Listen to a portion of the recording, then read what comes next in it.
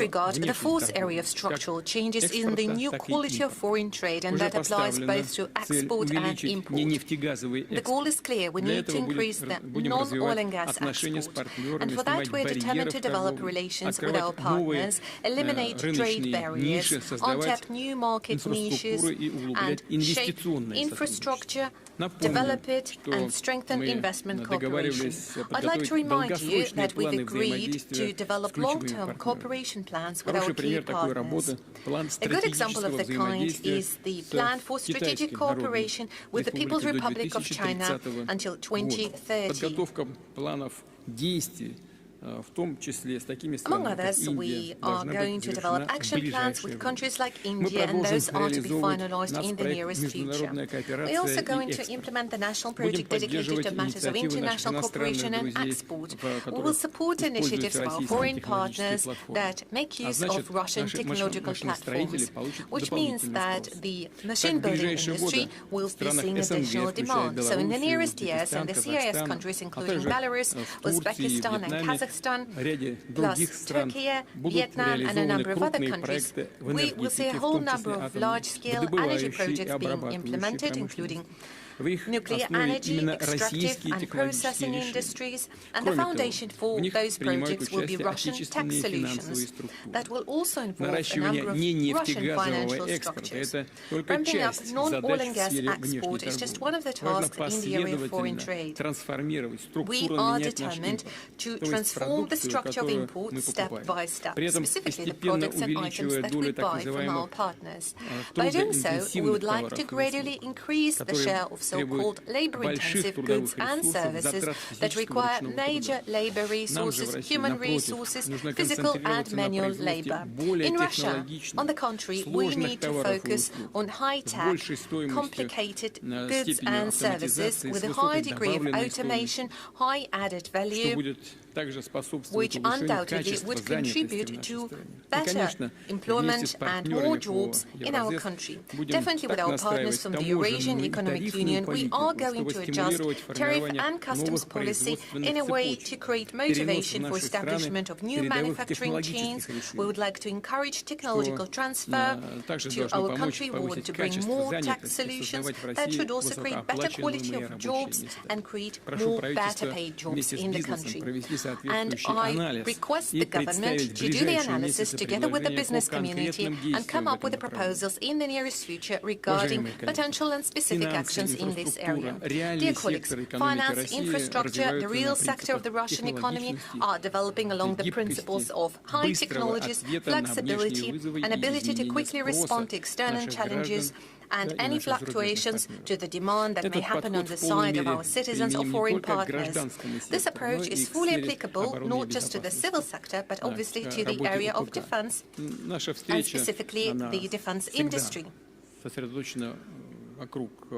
Our meetings inevitably touch primarily on the matters of economic development and economic growth. Here at the forum we talk about the current state of the economy, but in the world of today we see that there is less and less of division between the defense industry and other part of the economy. Some countries no longer have the difference. And those dramatic changes is the fifth area of the structural modernization of the economy and strengthening of our sovereignty. The key principles in this regard are the following. First and foremost, technological advancements on all stages, from development and manufacturing to logistics, procurement, and taking care of supplies to specific military units. We need to make sure that we constantly improve technological innovations in the civil sector, among others, but we also need to implement them very quickly in the area of defense and security. Whenever possible, we need to aim for synergies and adjacencies of the defense industry with the civil sector. We need to take care of the effective production of dual-use goods. Very frequently, there is no need to take care of adjacencies because many goods are dual-use by default, and they are very much in need in maritime and river facilities, aircraft engineering, electronics, manufacturing of medical equipment, agriculture and more. I will tell you that we need to step away from clearly differentiating the companies between the military industry and those companies operating exclusively in the civil sector. The situation evolves in a way that we see that there are more and more competitors and competition from the high-tech holdings capable of addressing both military and civil objectives. The second point is all about the speed of change. Today, global business leaders, among others some of the Russian companies, may show that time needed from ideation to actual creation of a product can be reduced down to a quarter or even several months. And the time needed from the actual time of manufacturing of the product to the time it is delivered to the end consumer amounts to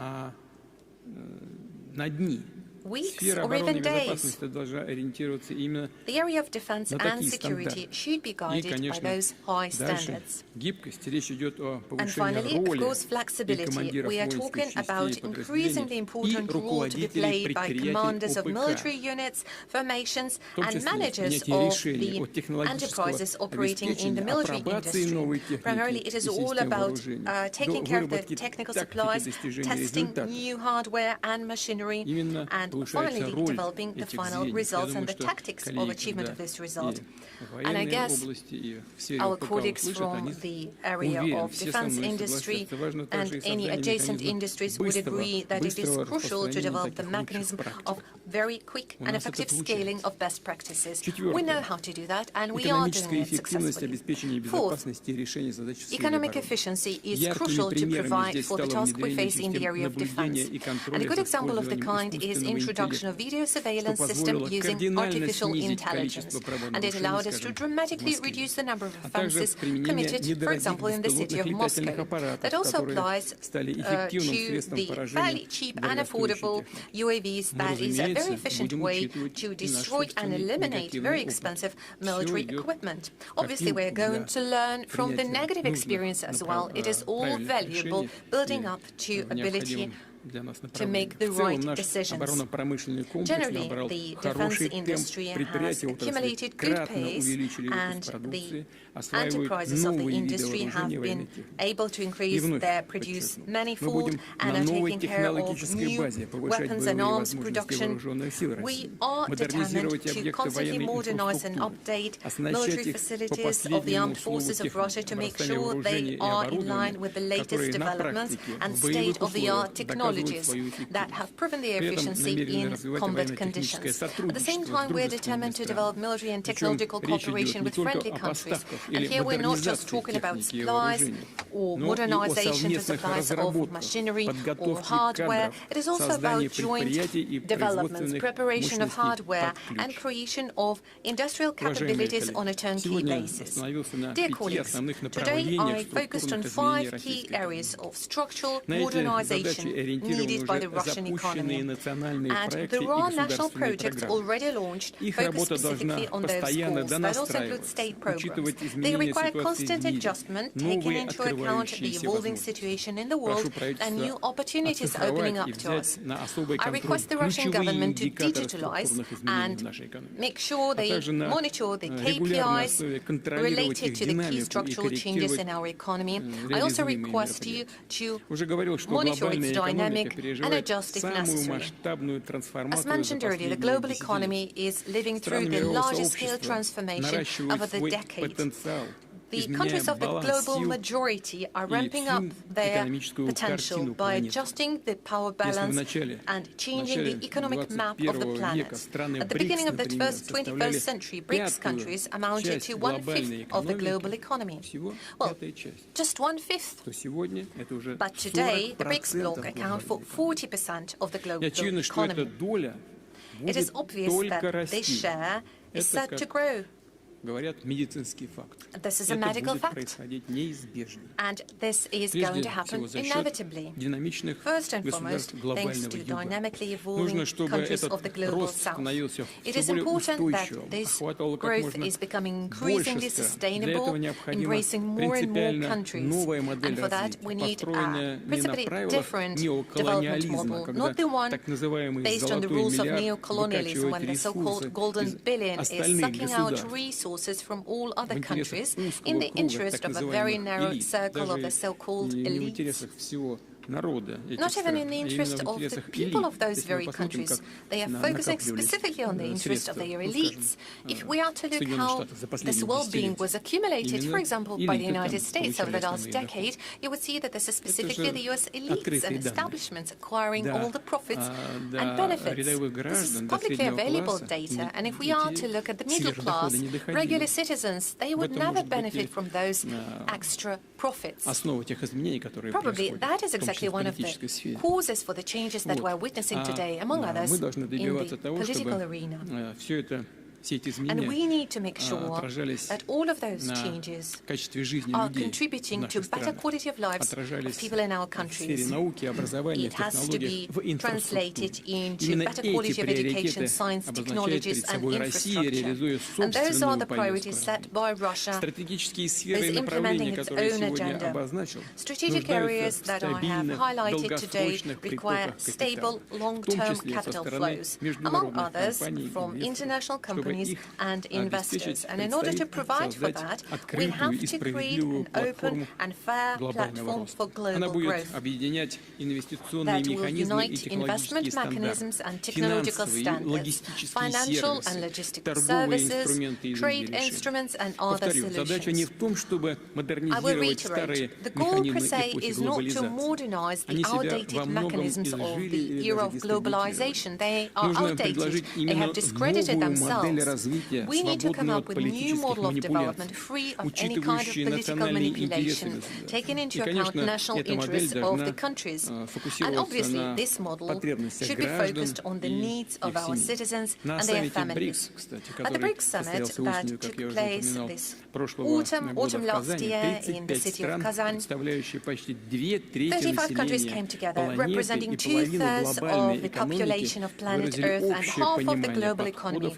They all expressed shared understanding of approaches needed for the future world. Today, the BRICS countries set the bar by choosing and favoring the so-called human-centric industries. They are launching the largest projects to improve the quality of life. The BRICS countries are implementing large-scale initiatives in the area of nuclear energy and aviation, new materials and IT industry, robotics engineering and artificial intelligence. Certainly, particular attention is being paid to strengthening connection within the BRICS bloc. The mutual goods turnover of our countries has already exceeded $1 trillion and continues to grow. All of that are elements of the global platform for growth. They are founded on the key principles of BRICS, that is primarily consensus, parity, accounting for the interests of one another. It is particularly important to highlight that we are open to anyone who would like to join us in this work, because the bigger is the circle of the countries involved in shaping and development of this platform, the more solid and efficient it will be, the more benefits it can generate for all who is aware of their responsibility to the future generations. Russia welcomes all of its partners to make their contribution to shaping new global growth model. Together, we can provide for prosperity of our countries and stable development of the whole world for many, many years to come.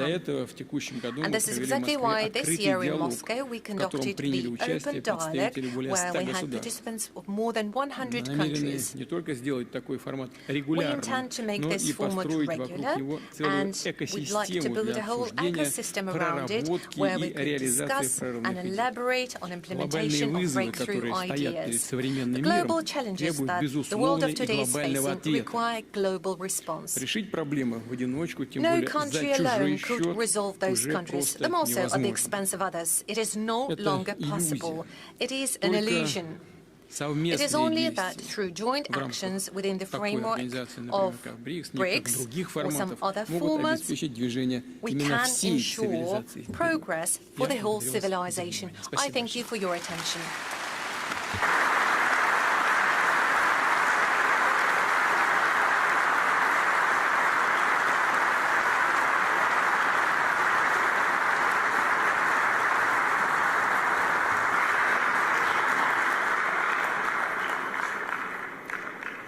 Mr. President, thank you so much for the speech that actually set the stage for a very interesting debate after the rest of the speeches. I give the floor to the President of the Republic of Indonesia, Prabowo Subianto.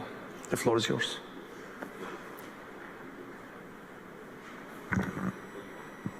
your speech.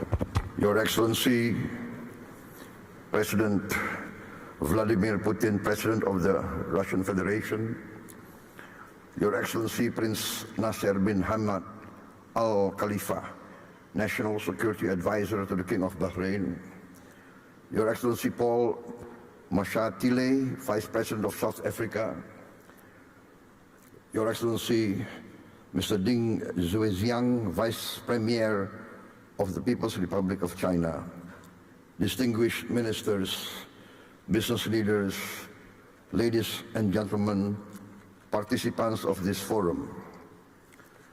I'm honored here today to be invited and to speak in this forum, the St. Petersburg International Economic Forum 2025. This forum is a forum that combines and gathers leaders from the West, the Global South, the East, and where Eurasia meet. Indonesia views the summit as an opportunity to forge strategic trust, an opportunity to make deals in an increasingly complicated geopolitical situation. Deals that can benefit our shared survival and our shared success. On this occasion, I would like to introduce myself. I am Prabowo Subianto, President of the Republic of Indonesia. I've just been inaugurated on 20th October 2024. And this is my first International Economic Forum. So I apologize if I'm a bit nervous.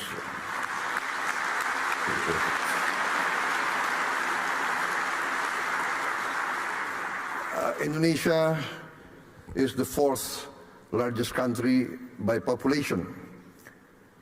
Every year, there are 5 million new Indonesians arriving in this world. Every year, 5 million. That means every year, a group of people the size of Singapore. So in 10 years, there will be 10 Singapores in Southeast Asia. The size. I give this as an illustration of the size of Indonesia.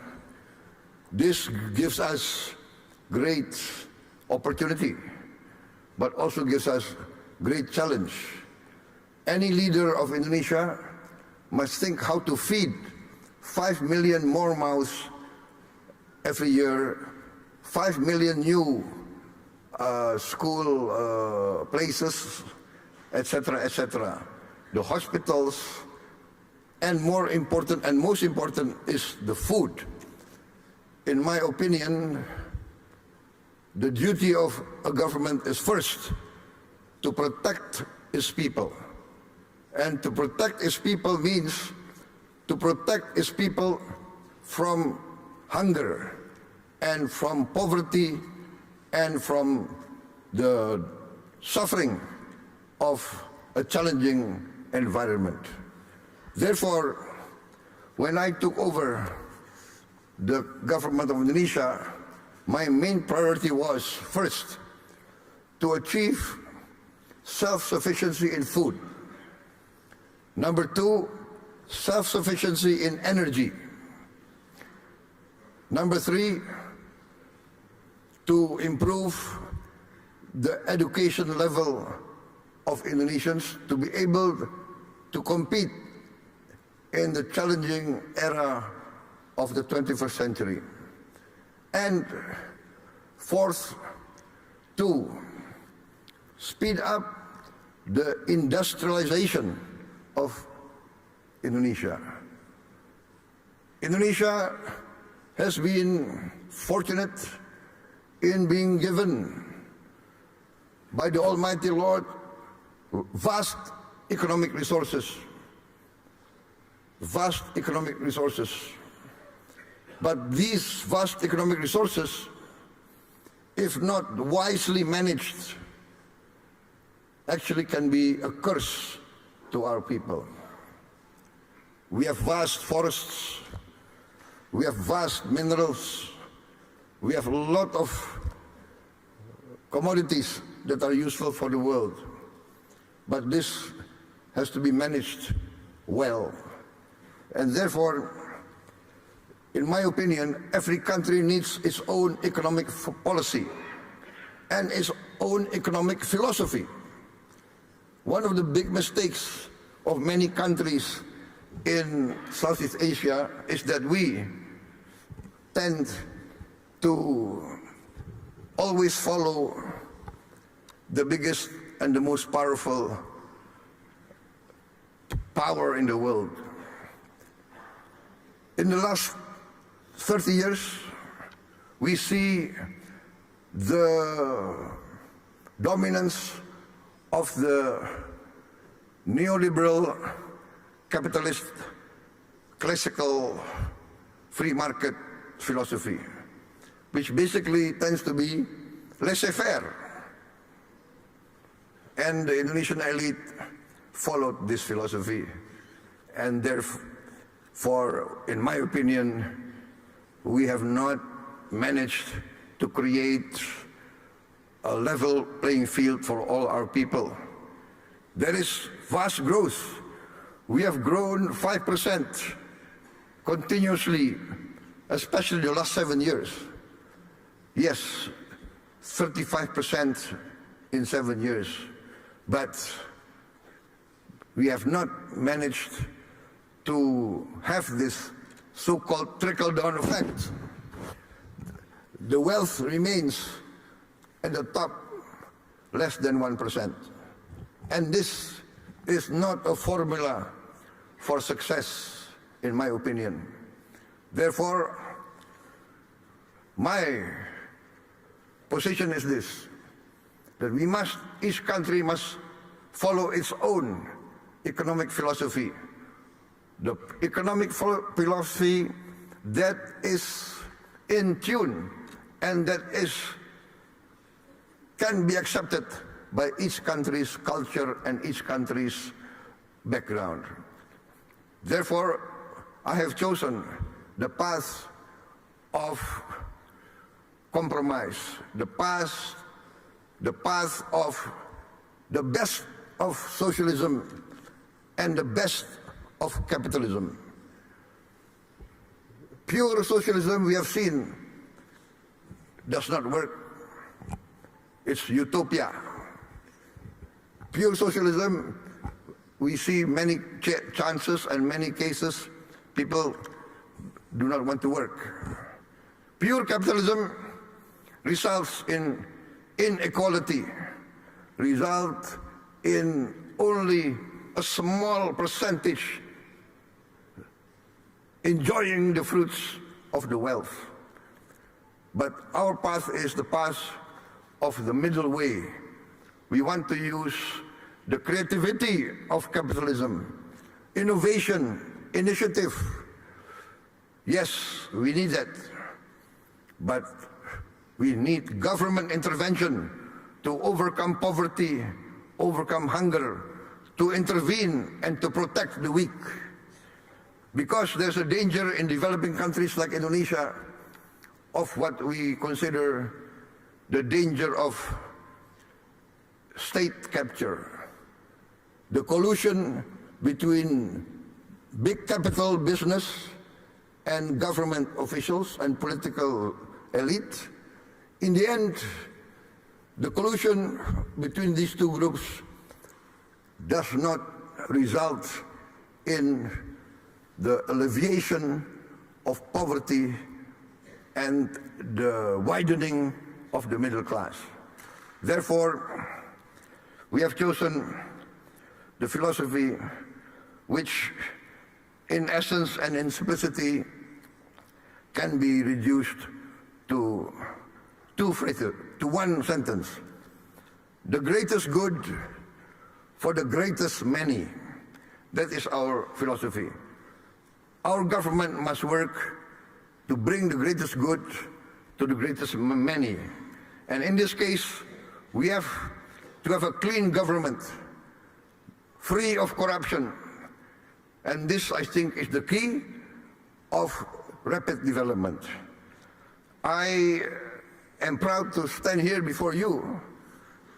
In my 7 months of administration, we have achieved an increase in rice and corn production of around 50%. And this is the greatest increase production in the aggregate in the history of the Republic of Indonesia. And we have now in our government warehouses 4.4 million tons of rice, which is the largest reserve in the history of the Republic of Indonesia in just a few months of my administration. We increased efficiency, we fight very strongly against corruption, we deregulate, we cut all the regulations which increase inefficiency, and we have seen the rapid results. I believe that if Indonesia can play a good role, a positive role in international relations, for instance, our participation in BRICS, we thank the government of Russia for supporting us to be a member of BRICS very fast. I think we are one of the fastest members to be accepted in BRICS. Also, Madam President, former President of Brazil and President of the New Development Bank, we are also accepted into the member of New Development Bank, also very fast. We thank also the government of China for supporting us and the government of South Africa. And we believe that together BRICS can contribute significantly to stability, prosperity of the world.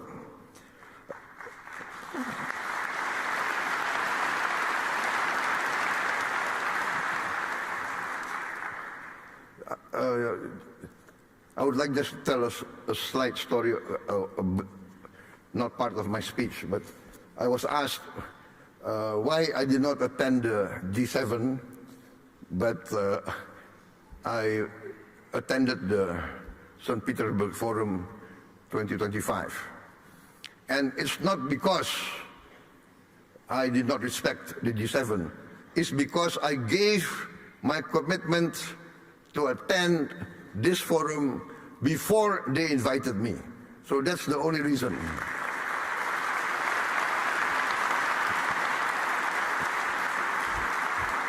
So please don't read too much into the event. Sometimes political observers, they want to read, is this a political statement, right? No. Indonesia, by tradition, always non-aligned. We respect all countries. Our foreign policy is very simple. One phrase: 1,000 friends, too few. One enemy, too many. We want to be friends with everybody.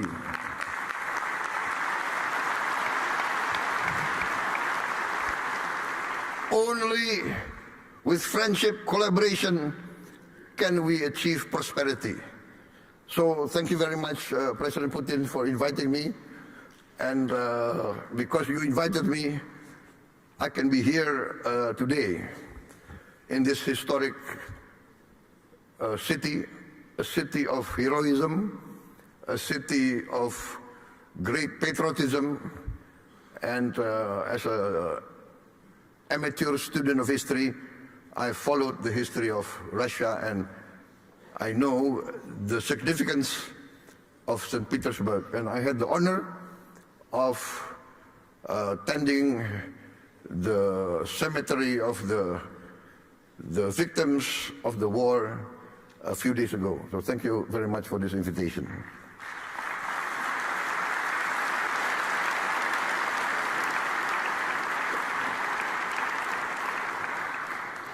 For many times I have said in many forums that Indonesia has chosen the path of non-alignment. We consider that this world must develop into a multipolar world and is developing towards a multipolar world. The world of unipolar centrality is past. This is the trend of history. This is what's happening in front of us.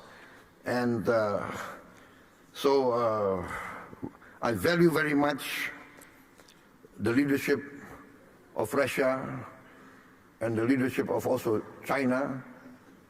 And I want to be very frank, in the present world, in the global south,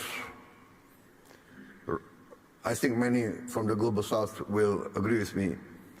Russia and China has never had double standards. Russia and China has always defended the downtrodden, has always defended the oppressed, has always fought for the justice of all peoples of the world. So I say this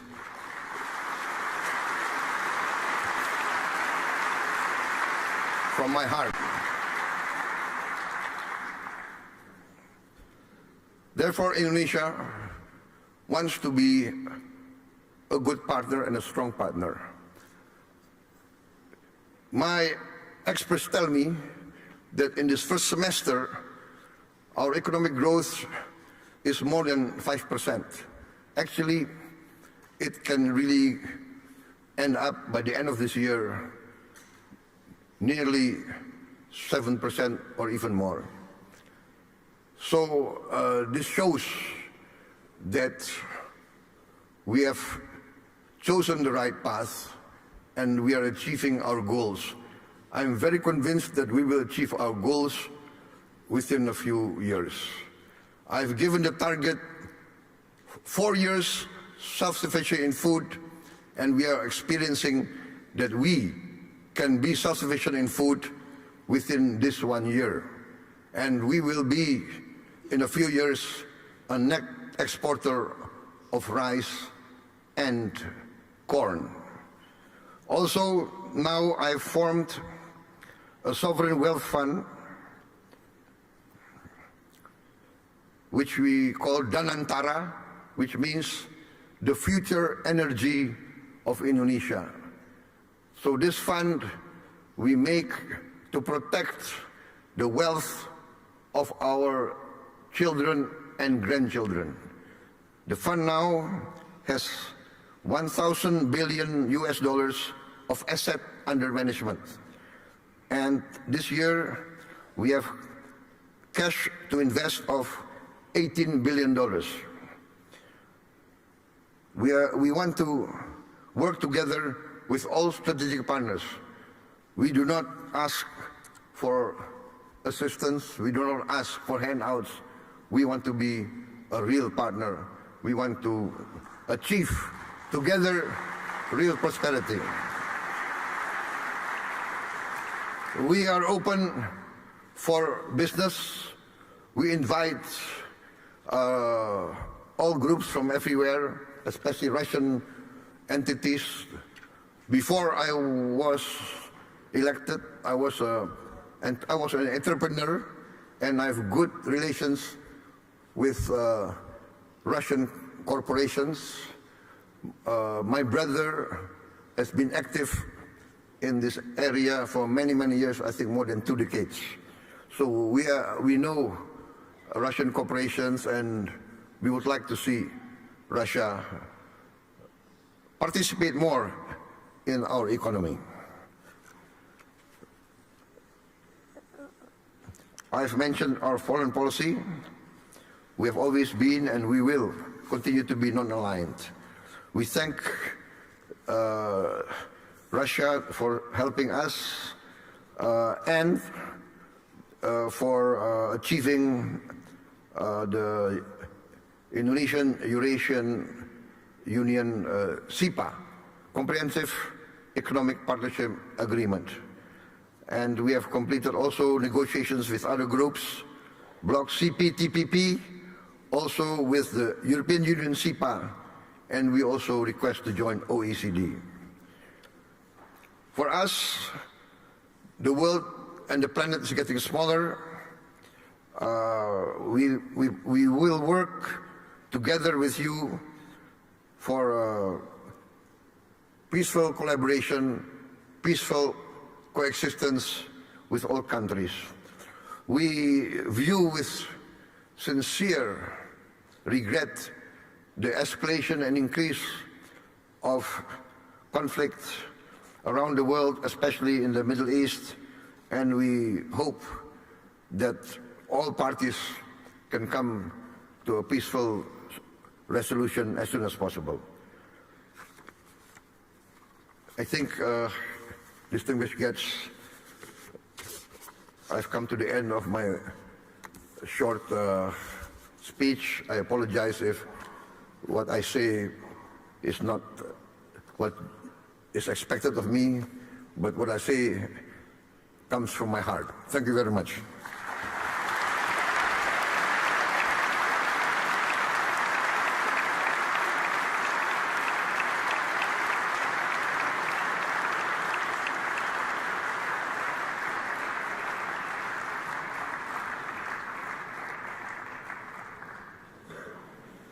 Thank you, President Subianto, and I'm not sure this is your first speech. It doesn't look like, actually. You did a great job. Thank you so much. I'll give the floor to the representative of His Majesty, the King of Bahrain for Philanthropy and Youth Affairs, National Security Advisor, Commander of the Royal Guard of the Kingdom of Bahrain, and the honored guest of this year's forum, Sheikh Nasser bin Hamad Al Khalifa. The floor is yours.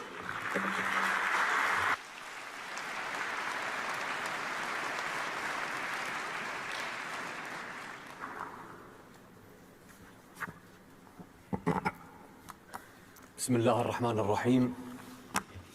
In the name of Allah, the gracious and the merciful, Your Excellencies, Your Excellency President of the Russian Federation, Mr. Vladimir Putin, President of a friendly nation of ours, Excellencies, يسرني بداية أن أتقدم بخالص الشكر والتقدير لحكومة روسيا الاتحادية الصديقة على الدعوة الكريمة لمملكة البحرين كضيف شرف في منتدى سانت بيترسبورغ الاقتصادي، والشكر موصول لفخامة الرئيس فلاديمير بوتين على دعوته الكريمة لي للمشاركة كمتحدث رسمي في هذا المحفل الاقتصادي العريق.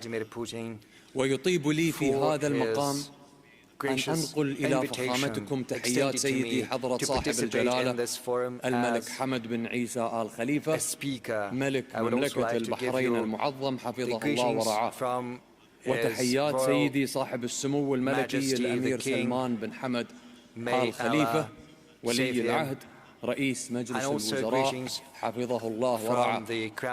ولا يفوتني أن أستذكر بكل اعتزاز زيارة سيدي صاحب الجلالة المعظم إلى روسيا الاتحادية في شهر مايو من العام الماضي 2024، واللقاء الذي جمع جلالته بفخامتكم والذي شكل محطة مهمة في مسار العلاقة الثنائية، والذي عكس عمق الصداقة والرغبة المشتركة في تعزيز التعاون الثنائي. ويمثل اليوم أحد مرتكزات هذا الحضور البحريني في منتداكم الموفق. السيدات والسادة الحضور الكرام، لقد كانت السياسات الاقتصادية التي اتبعتها روسيا الصديقة بقيادة الرئيس فلاديمير بوتين محركا رئيسيا في تعزيز الاستقرار والنمو والاقتصادي في روسيا والمنطقة، حيث لعبت هذه السياسات دورا حيويا في تحفيز قطاعات استراتيجية لا سيما الطاقة والصناعة، مما انعكس بشكل إيجابي على البيئة الاستثمارية الدولية. وقد استطاعت روسيا تعزيز علاقاتها الاقتصادية مع دول المنطقة والعالم، ما أسهم في خلق فرص تجارية جديدة وجعلها شريكا رئيسيا في الاقتصاد العالمي. وفي هذا المقام أطلب العذر منك فخامة الرئيس، أنا شاعر وأحب الأشعار، ولا يطيب لي إلا وأن أستذكر ونستحضر كلمات الشاعر الروسي الكبير ألكسندر بوشكين في قصيدته الشهيرة النسب التذكاري، حيث يقول: وسأبقى محبوبا لدى شعبي لأنني بأشعاري أيقظت فيهم المشاعر الطيبة. فهذه فخامة الرئيس سياستكم الحكيمة مع شعب كأشعار بوشكين لا تقاس بالأرقام وحدها.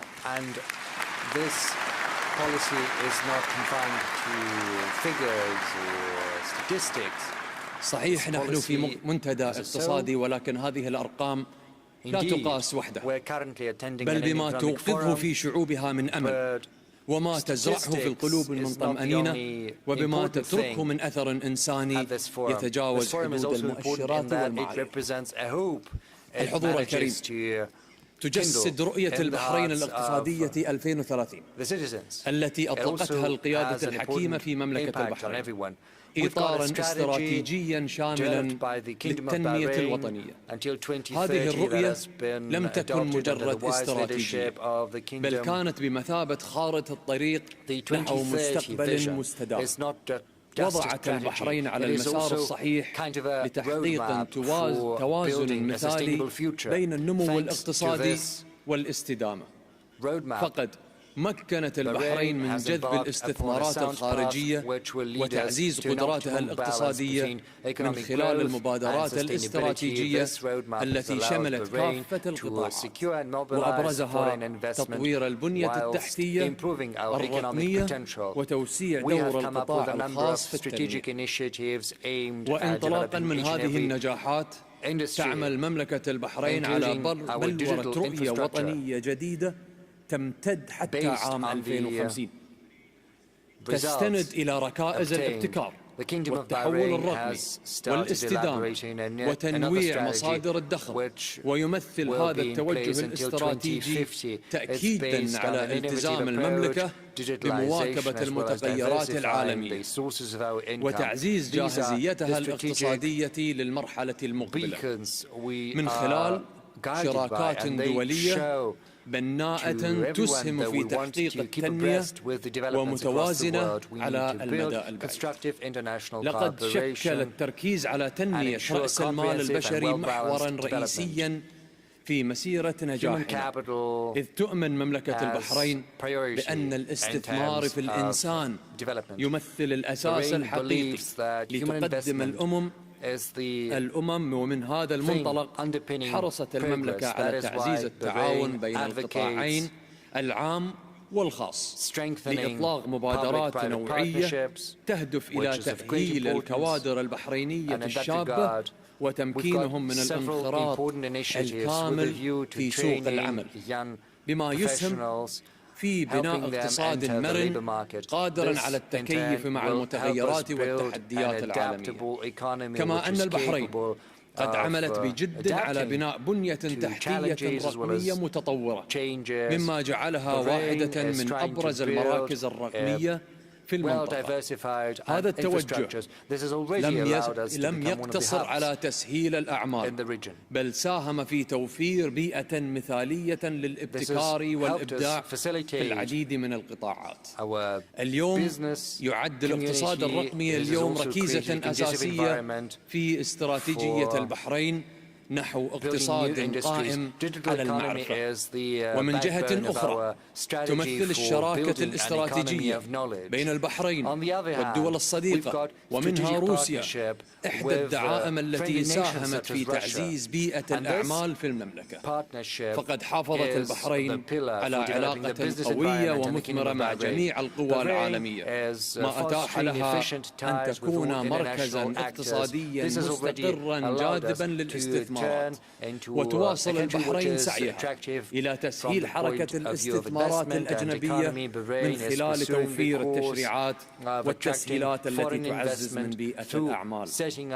الحضور الكريم، تشكل دول مجلس التعاون لدول الخليج العربية اليوم نموذجا رائدا في دعم ريادة الأعمال وتعزيز بيئة الاستثمار في المنطقة وفي مملكة البحرين. نولي أهمية بالغة لهذا الدور المحوري انطلاقا من إيماننا بأن الابتكار والإبداع ركيزتين أساسيتين لتحقيق التنمية الاقتصادية المستدامة. ومن هذا المنطلق نرى في منتدى سانت بيترسبرغ الاقتصادي منصة فاعلة لعرض المبادرات الاقتصادية الطموحة وتوسيع آفاق التعاون بين المستثمرين ورواد الأعمال من مختلف أنحاء العالم. إن الاستثمار ليس عن توفير رأس المال، بل هو أيضا عن تمكين الأفكار المبدعة وتحويلها إلى مشاريع تساهم في تقدم المجتمع ونمو الاقتصادي المستدام. ومن هنا تأتي أهمية دعم الابتكار ورعاية رواد الأعمال لضمان تحفيز التقدم التكنولوجي والاقتصادي. ومن الجدير بالذكر أن تعزيز الشراكات الاقتصادية العالمية يساهم في وضع أطر تمويل مناسبة لدعم المؤسسات الصغيرة والمتوسطة والتي تشكل العمود الفقري للاقتصادات العالمية. وهذا يتطلب تضافر الجهود الدولية والمحلية لتعزيز هذه الشراكات بما يفتح آفاقا جديدة للفرص الاستثمارية ويوسع مجالات التعاون بين الدول. وفي هذا الإطار نعمل جاهدين في البحرين على تبني سياسات اقتصادية مدروسة تستهدف تطوير القطاعات الاقتصادية المختلفة، بما في ذلك القطاعات التي تعتمد على الابتكار التكنولوجي وريادة الأعمال. ونحن نسعى دوما إلى توفير بيئة حاضنة للإبداع تعزز التنافسية وتفتح مجالات جديدة للتعاون الاقتصادي والتجاري مع الدول الصديقة. وفي الختام أؤكد تقدير مملكة البحرين العميق لفخامة الرئيس فلاديمير بوتين على دعوته الكريمة وحسن تنظيم هذا المنتدى الذي يعكس التزام روسيا بتعزيز الحوار الاقتصادي العالمي. كما نؤكد إيماننا بأهمية منتدى سانت بيترسبرغ كمنصة فعالة لتوسيع الشراكات مع الدول الصديقة وفي طليعتها روسيا وبناء تعاون يسهم في دفع عجلة التنمية المستدامة بما ينسجم مع تطلعات رؤية البحرين الاقتصادية 2030. والسلام عليكم ورحمة الله وبركاته. Peace be upon you, as well as blessings from Allah.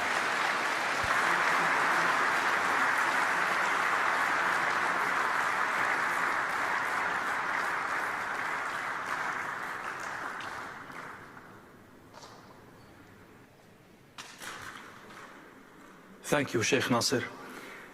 The address by the Vice Premier of the State Council of the People's Republic of China, Ding Xuexiang. The floor is yours.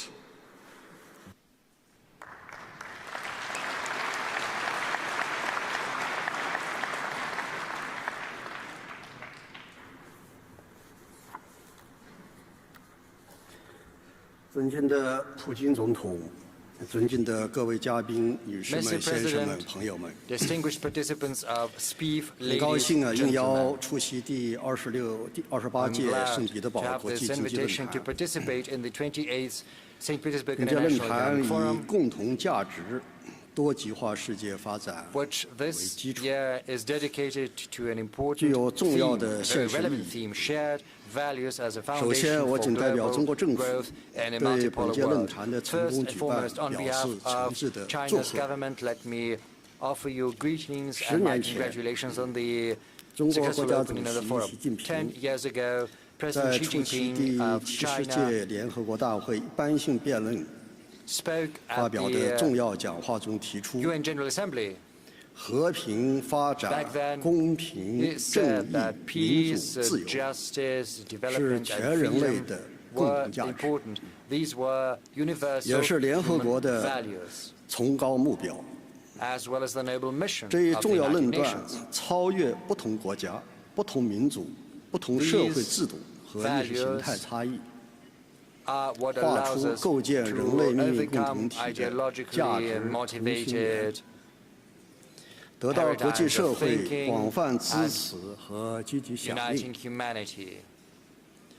This was positively received by the international community. Right now we see unprecedented changes, and right now we see a rise in protectionism as well as one-sided actions. We see the hegemony of diktat of power, geopolitical conflicts are flaring up, we are witnessing the emergence of new risks. Right now humanity is facing a great number of shared global challenges. But referring back to President Xi's words, we believe we should remember the universal human values. We have to implement the concept of shared future of humanity. We also have to implement the ideas of global security and global development. We have to ensure all-inclusive globalization for the sake of a safe and prosperous future for everyone across the world. And that said, I would like to share the subsequent ideas with you. First, global governance should be based on cooperation, global challenges require global solutions based on dialogue. And all countries should have the right and should have the voice in managing our planet. We have to ensure multilateralism as well as equal rights, equal chances as well as equal rules for each and everyone. 8 years ago, 80 years ago, China, the USSR, and the anti-Hitler coalition managed to overcome Nazism, building the foundation of a truly multilateral system. Right now, 80 years since, we have to reaffirm our commitment to the UN Charter and defend these principles, as well as the world order which is based upon international law. We have to advocate the UN's authority as well as international justice. We have to seek a better, more rational, more just international governance system. Second, a world, an open, diversified world economy benefits everyone, but due to anti-globalism, the 2030 agenda is facing significant difficulties. Amid this environment, we have to remember the principles of mutual benefit as well as mutual development. We have to support the international trade system as well as the international economic order. We have to support trade facilitation as well as investment, so as to make sure that economic globalization benefits more all countries. China is trying to address the imbalances as well as inequalities in the world economy. We are helping more than 160 countries, and with more than 150 countries, we've managed to foster high-level cooperation as part of the One Belt, One Road initiative. There's a number of emblematic projects. We've also set up a global development foundation, and we've made a huge contribution to global development. We will keep deepening our cooperation with developing nations, while providing greater attention to our partnerships and partners from the global south with view to modernization on a mutual basis. Third, civilizations have to complement one another. 我们要弘扬平等、互鉴、对话包容的文明观，尊重人类文明的多样性，尊重不同国家人民对价值实现路径的探索，反对任何形式的新冷战和意识形态对抗。中华民族是开放包容的民族。中华文明注重和而不同，和合共生。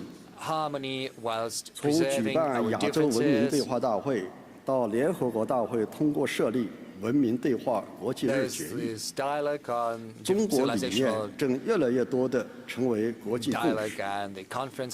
我们愿从各方一道，推动不同文明各美其美，美美共，把全人类共同价值充分体现到实现本国人民利益的实践中去。第四，坚持维护世界和平与发展。和平孕育发展生机，发展保障持久和平。我们要共同担负起维护和平的责任，以对话增互信，以对话解纷争，以对话促安全。推动政治解决国际和地区热点问题。中国始终高举和平发展、合作共赢的旗帜，愿同世界上所有爱好和平、致力发展的国家和人民携手同行，让和平的薪火代代相传，共同迈向持久和平和共同繁荣。女士们、先生们、朋友们，中俄同为联合国安理会常任理事国和世界重要新兴经济体，是百炼成钢的真朋友，彼此成就的好伙伴。上个月，应普京总统邀请，习近平主席对俄罗斯进行国事访问，并出席纪念苏联伟大卫国战争胜利80周年庆典。两国元首一致同意进一步巩固政治互信，密切战略协作，共同发出维护二战胜利成果的和国际公平正义的声音。中方愿同俄方一道，落实两国元首共同重要共识，在推动构建多极世界、引领全球发展、完善全球治理中发挥更加重要作用。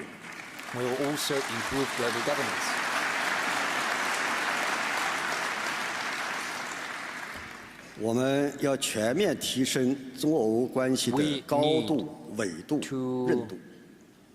坚持合作大方向，以共建“一带一路”和欧亚经济联盟对接为平台，构建高标准互联互通格局，发挥两国资源禀赋和产业体系互补优势，拓展经贸、能源、农业、航空航天、人工智能等领域高质量互利。不断地夯实全面战略协作的物质基础，更好地造福两国人民。密切在联合国等多边平台协调和配合，推动上海合作组织金砖国家不断发展壮大，共同点亮全球治理的南方时刻。为构建更加公正、合理、繁荣的多极世界做出更大的贡献。女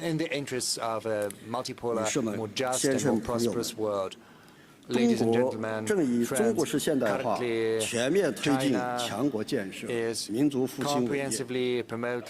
今年以来，尽管外部冲击影响加大，中国经济依然呈现向好态势。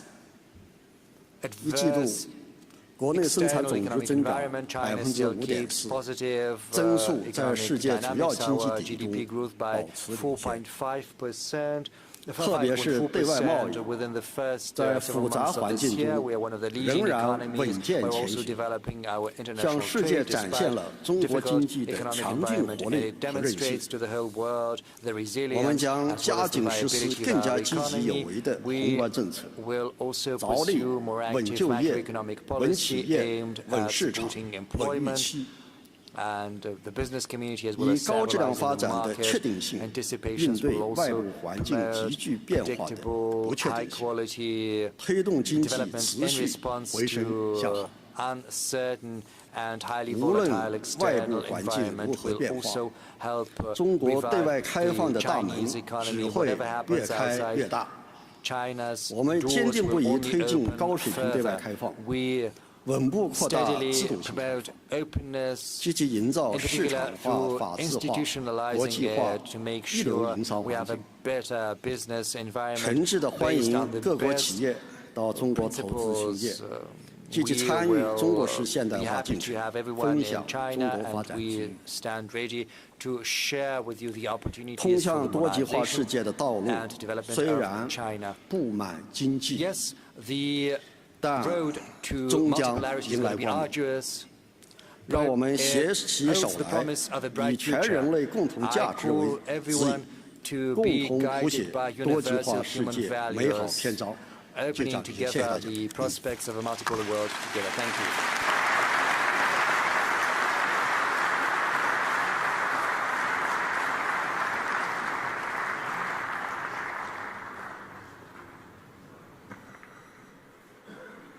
Thank you, Mr. Xuexiang.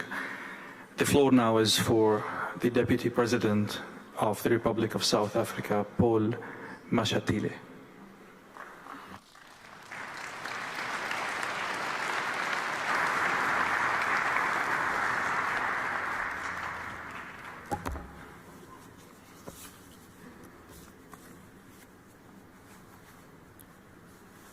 Your Excellency, President Vladimir Putin, President of the Russian Federation, esteemed heads of states who are present, Your Excellency Prabowo Subianto, President of the Republic of Indonesia, His Highness Sheikh Nasser bin Hamad Al Khalifa, representative of His Majesty the King of Bahrain, His Excellency Mr. Deng Xuexiang, Vice Premier of the State Council of the People's Republic of China, distinguished ministers and deputy ministers, diplomats, business leaders, and fellow delegates, ladies and gentlemen, I would like to begin by sending warm greetings from the government of the Republic of South Africa, especially from our President, President Cyril Ramaphosa, and the people of South Africa. This forum, now in its 20th year, remains one of the foremost platforms for global dialogue on economic cooperation, investments, innovation, and inclusive growth. It is therefore an honor to be given the opportunity to address this distinguished assembly at the St. Petersburg International Economic Forum to convey our vision for a more inclusive, sustainable, and prosperous world. The 2025 theme, Strengthening Multipolarity for Sustainable Development, is not only timely, but central to the moment we find ourselves in. I'd like to assume that you will concur with me that the concept of multipolarity has become increasingly relevant in the current global landscape, which is constantly changing. It calls for cooperation, dialogue, and respect for diversity amongst nations to achieve shared goals. The South African government is certain in its belief that the adoption of multipolarity may result in the achievement of sustainable development and economic prosperity for all nations, regardless of their size. It is laudable that, as I stand here, I can confidently state that South Africa and Russia are committed to a multipolar world order and actively interact in forums such as BRICS and the G20. Our cooperation covers various sectors, including trade, energy, and technology. Our aim should be to deepen bilateral connections and shaping global governance.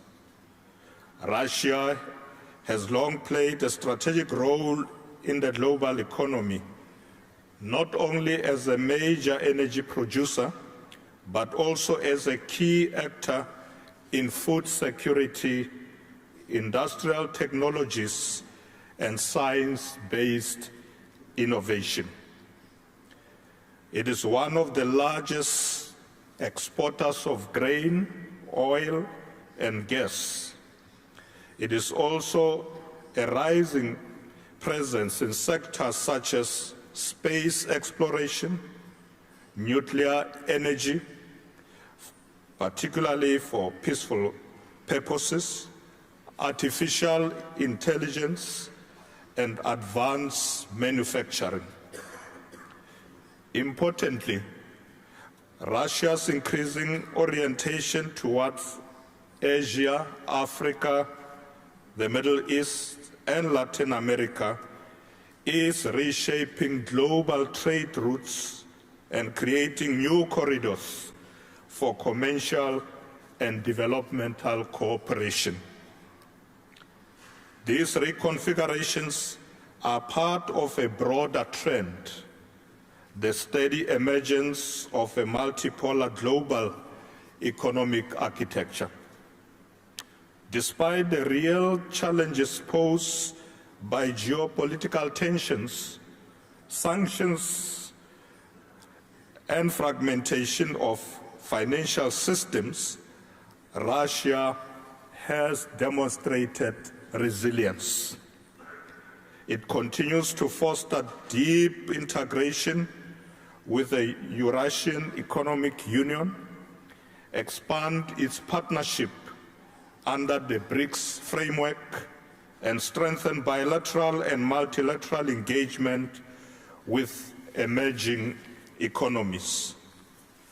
Our country, South Africa, like many others, has also faced numerous challenges on its path to development. The extent to which individuals feel connected and share a sense of belonging in society has also been a significant challenge, particularly in the light of the country's history of apartheid and persistent socio-economic inequalities. However, with tenacity, drive, and a commitment to diversity, we have achieved enormous strides in reducing poverty, inequality, and creating social cohesion. We recognize that sustainable development is more than simply economic progress. It is also about providing opportunities for all our citizens to prosper and contribute to society. As we look to the future, the importance of the Global South is in shaping international economic governance is undeniable. Africa, in particular, is fast becoming a center of global growth. With a population projected to exceed 2.5 billion people by 2050, a rising middle class, and a youthful demographic dividend, the continent has the potential to drive the wave of industrialization, digital transformation, and sustainable development. Africa is not in search of handouts. Rather, it is pursuing equitable partnerships. It seeks equitable access to markets, capital, knowledge, and technology. This is where global platforms like the St. Petersburg International Economic Forum become crucial for us.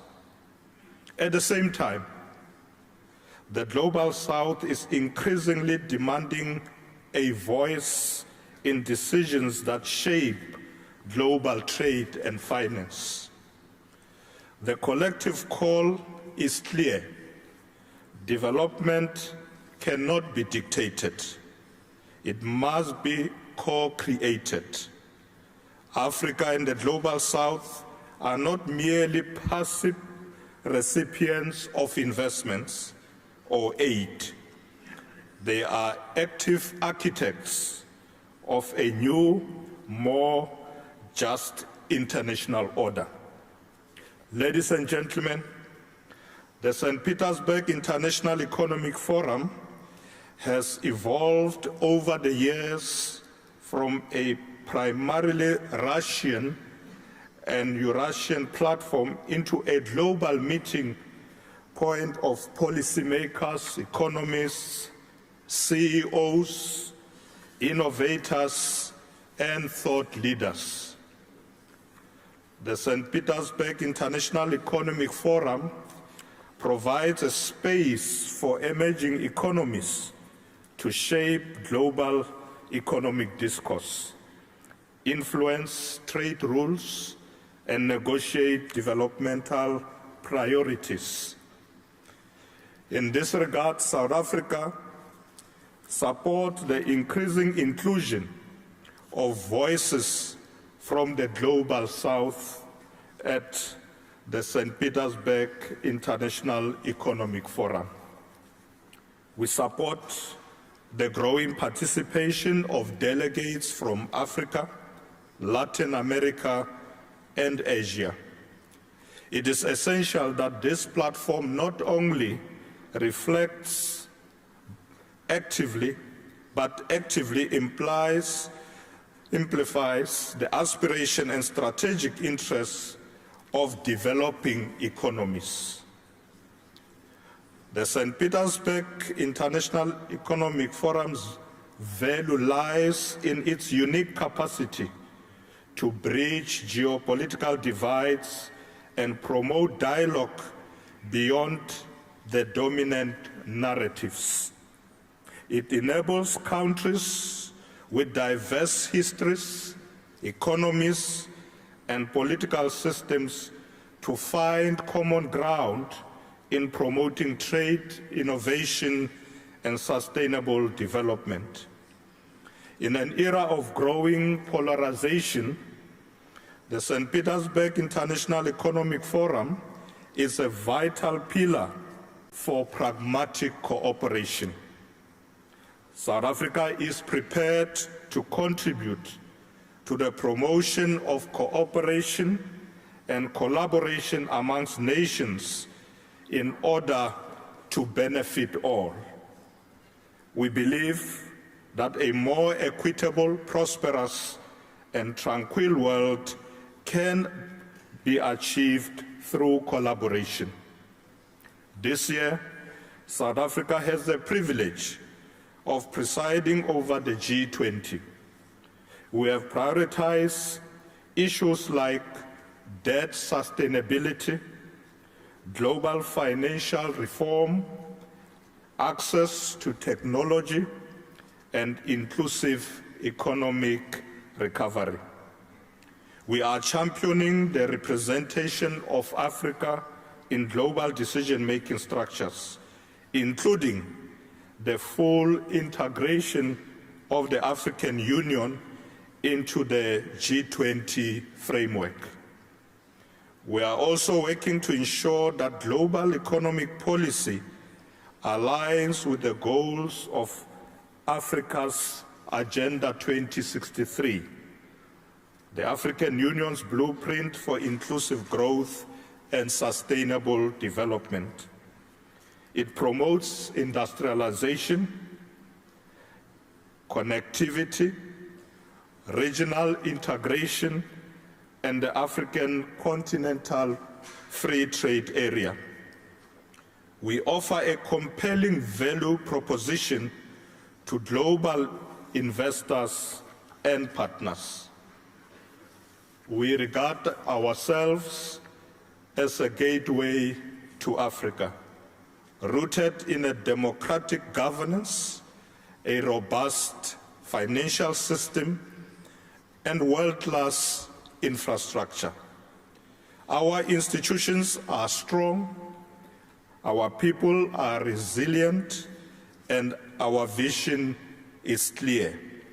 We aim to be a center of innovation, inclusive industrialization, and green growth. Moreover, South Africa brings to the table decades of multilateral experience, a commitment to peace building and development cooperation, and a bridge building role between advanced and emerging economies. We do not merely seek partnerships, we offer solutions grounded in African realities and global aspirations. In doing so, South Africa hopes to cement G20 priorities in African reality, ensuring that the recovery from global crisis does not exacerbate inequality, but rather creates opportunities for inclusive transformation. We are pushing for a new international development funding agreement that resolves historical inequalities, whilst also preparing the Global South to respond to future shocks with resilience. Speaking of resilience, we need to reinvigorate multilateralism. The multilateral order is under pressure, and economic nationalism is on the rise. At the same time, we face collective challenges that require urgent cooperation. Climate change, energy transitions, food insecurity, global health disparities, and digital inequalities. It is in this context that we must reaffirm the principles of mutual respect, sovereignty, equality, and solidarity. We must resist the return to protectionism and instead build a global trading system that is transparent, rule-based, and inclusive. Developing economies must have greater representation in global standing-setting institutions. We must accelerate the reform of the World Trade Organization, the International Monetary Fund, and other Bretton Woods institutions to reflect contemporary global realities. Through strengthening multipolarity, we are able to harness the collective power of our nations to construct a future that is more sustainable for future generations. South Africa is prepared to do its share in promoting international cooperation and collaboration for the future of all nations. The future is not being written in boardrooms in the global north alone. It is being written in the towns of East Africa, in the innovation corridors of Southeast Asia, in the mines and digital labs of Latin America, and the energy, agriculture, and science sectors of Eurasia. The St. Petersburg International Economic Forum is one of the few remaining global platforms where this future can be shaped in dialogue. Let us then seize the moment. Let us invest in partnerships that are equitable and mutually beneficial. Let us pursue sustainable growth. South Africa stands ready to work with all partners gathered here to forge a new era of cooperation, shared prosperity, and enduring peace. Thank you very much. Spasiba.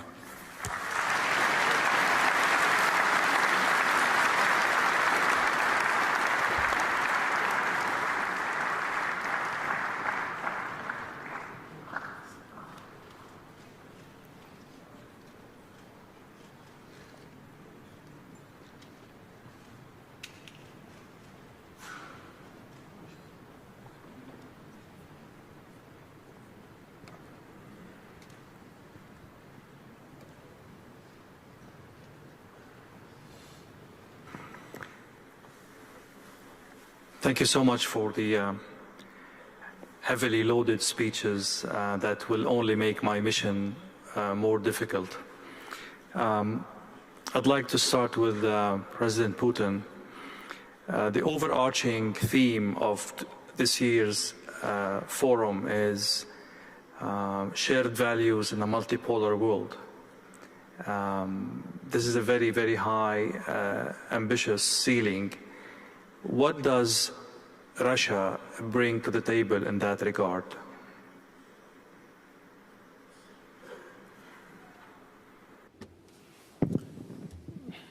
Я пытался это донести в своем выступлении.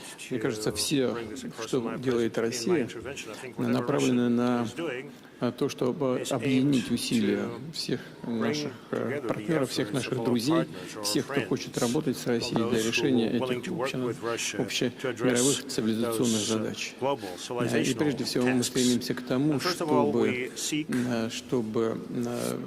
развитие мира было сбалансировано, чтобы это развитие отвечало интересам как можно большего числа стран, и чтобы сложился многополярный миропорядок, многополярное мироустройство, в котором бы участники международного общения договаривались между собой, вырабатывали инструменты, которые позволяли бы находить решения даже в очень сложных условиях, но такие, которые бы пошли на пользу всем, а не отдельным группировкам, объединениям, либо военным или экономическим блокам. На мой взгляд, и наша сегодняшняя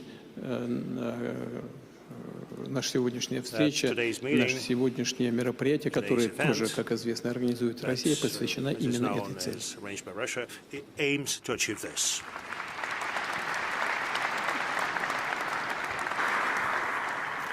Sometimes, Mr. President, this effort to build the multipolar world seems like more of a resistance of an existing order rather than a genuine, consistent, coherent effort to create the multipolar world that you're talking about. Is it an objective-driven effort, or it's only resisting current, unfavorable kind of order?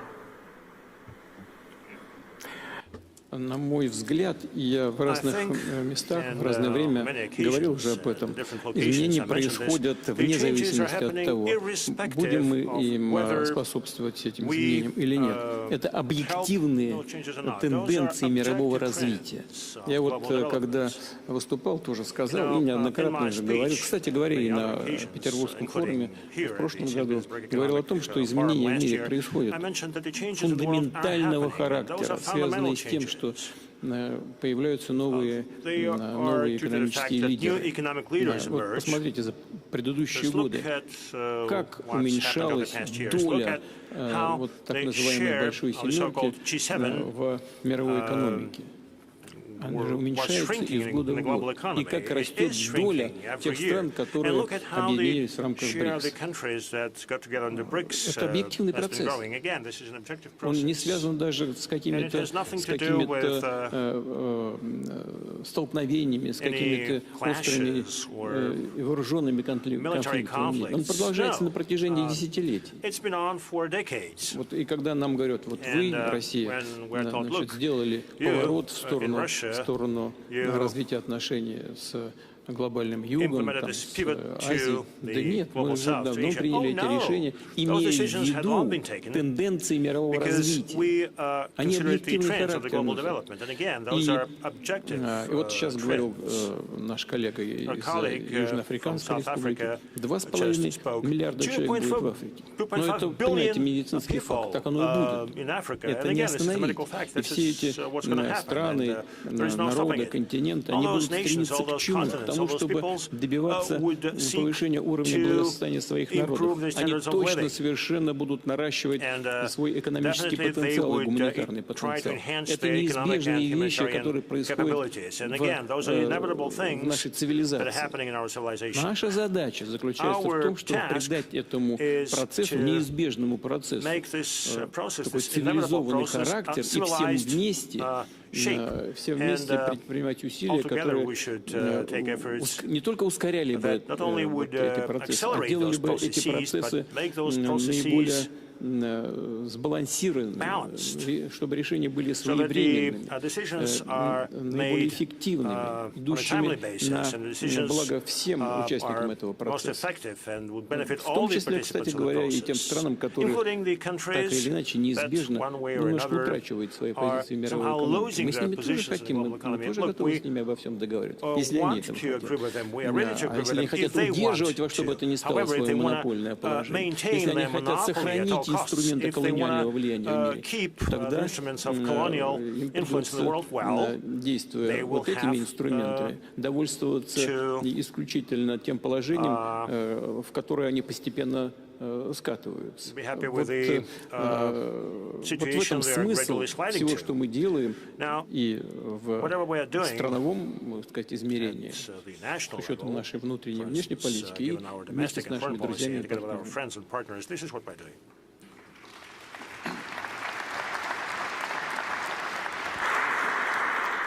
And obviously they have the tools to cripple this endeavor that you just summarized, Mr. President. So I would ask President Prabowo of Indonesia.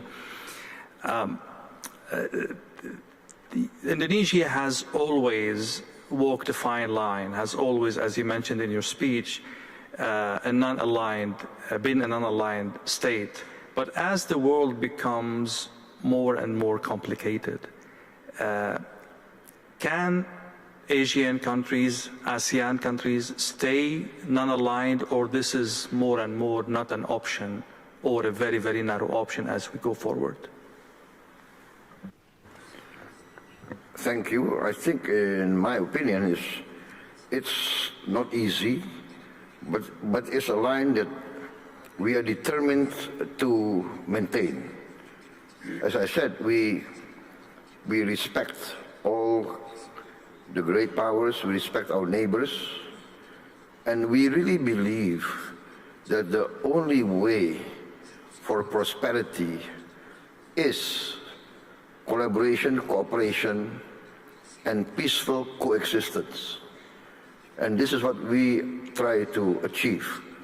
So we want to maintain good relations, and we try to convince all parties that the only way forward in this planet is getting smaller.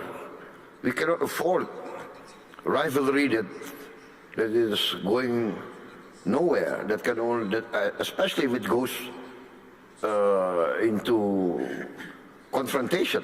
So, no, I'm convinced that we have to maintain this path of non-alignment. Mr. Vice Premier of China, China and Russia are building with others this new order in the world. But if you look last year, things started to ease up between Moscow and Washington. There is more dialogue between President Donald Trump and President Putin. Is this a source of concern for you in China? And how do you see the developing relationships between the leading powers in the world?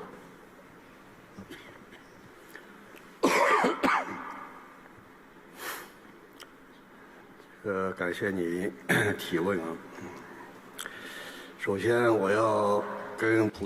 you very much for your question. First of all, I would like to advise President Putin and all other participants of his forum friends. I want to emphasize our firm position. We welcome the warming of the relations between Russia and the United States. Russia and the United States are leading world powers and the permanent members of the UN Security Council. It would be abnormal if they had no contacts.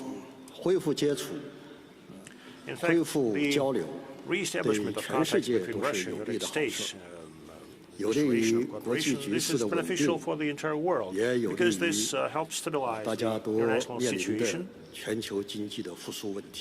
and helps rebuild the global economy. China and Russia and the relations between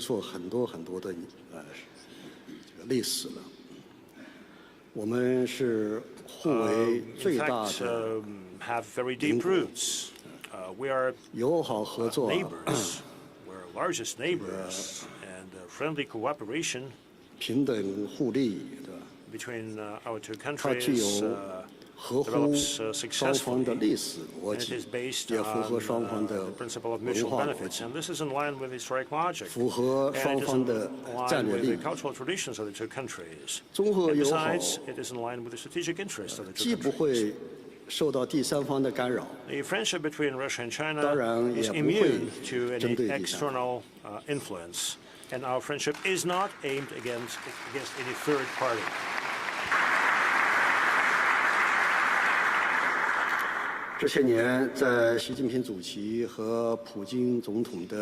Yesterday, President Xi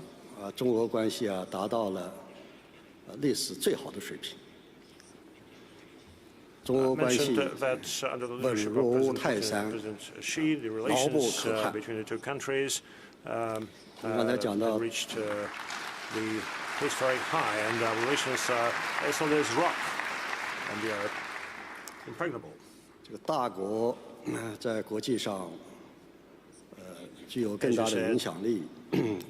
Global powers have a lot of influence on the global world order.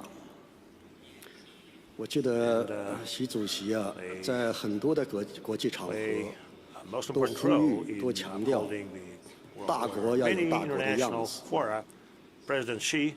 我理解大国的基本模样应该是积极的承担国际义务，带头维护联合国为核心的 live up to their international commitments.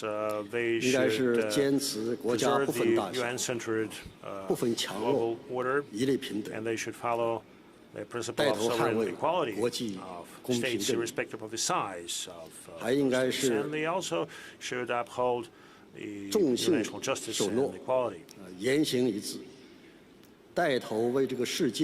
They should discard democracy, and they should help maintain openness in this world. China is a responsible global power that serves as a stabilizing factor despite the global shocks. We are ready to cooperate with many countries and assist in achieving prosperity globally. That would be my response.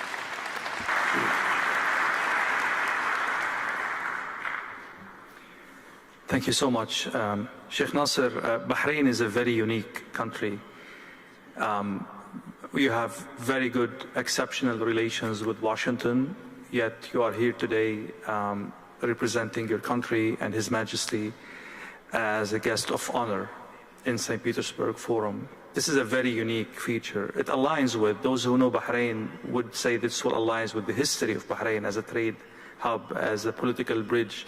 But how are you maneuvering and navigating a more and more polar world with the set of skills and experiences you have in the realm of bridging between East and West? Well, you have mentioned briefly about history, and let me take you back nearly 5,000 years ago, the job of Bahrain, where it maintained the relations between East and West. So I believe Bahrain, in its geographic position in the region and in service to the world, we have no choice but to be the arms and the bridges between the East and the West. We have no choice, rather, to follow our wise leadership, not just in Bahrain, but in the GCC in total, where we all share a new state of mind. It is what's so-called the single-issue alliance. Meaning by single-issue alliance is, I do not get my nation, we do not get our region sucked into wars. I might agree with you in 10 points, but disagree in 8 or vice versa. So we take every point into verticals and we discuss. And most important is, how do we build on this relation? How do we maintain our relations? How do we seek to a better future? I'd always say our past is not better than our present, but I'm sure our future should be better than our present. So this is what we are doing. We have seen great leadership here with His Excellency, the President Vladimir Putin, where he showed a stable, long-lasting, enduring vision. Where does he want to take his country and move forward? We do the same. We always say that. We plan for the next generations.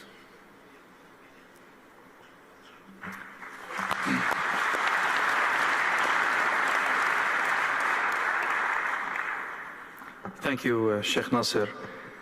Vice President, South Africa is as well one of these unique historical experiences in Africa and on the world stage. You said something very interesting about St. Petersburg Forum being one of the very, very few places where shaping the conversation around geopolitics and geoeconomics is happening through dialogue.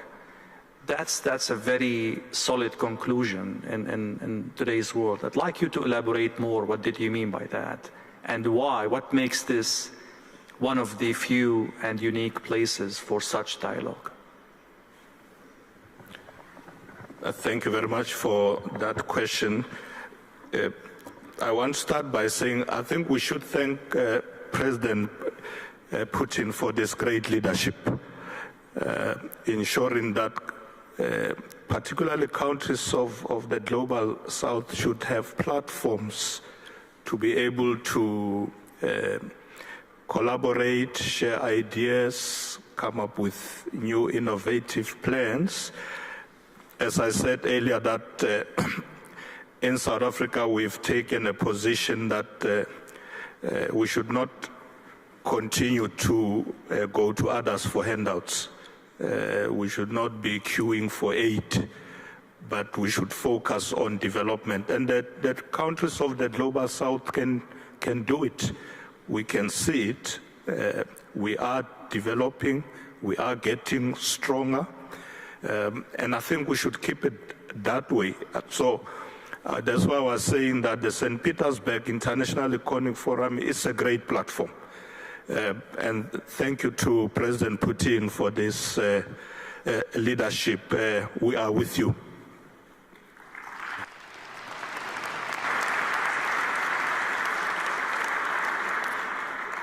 Let me bring the conversation from values to closer to the conflict areas in the world. President Putin, Israel said that the statements are normalizing the fact that a country might kill the president of another country. That's basically the conclusion of last week's statements. Yes, Ayatollah Khamenei is not head of state, but he has enough gravitas to be considered as head of state and to be protected by the articles of international law. But when we normalize the idea, no matter where you stand on Iran, when we normalize the idea of a country killing the president of another country publicly, and what kind of new rules are being set, they are obviously contradictory to the kind of values you're trying to put forward, isn't that?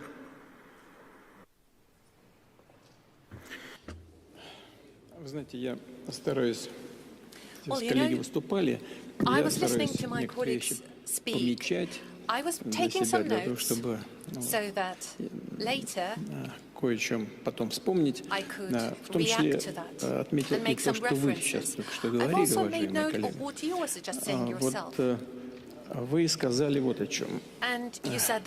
Когда дискутировали с моим коллегой из Китайской Народной Республики, вы сказали так, я записал. Российская Федерация и Китай формируют новый миропорядок. Россия и Китай не формируют новый миропорядок. Мы его только оформляем.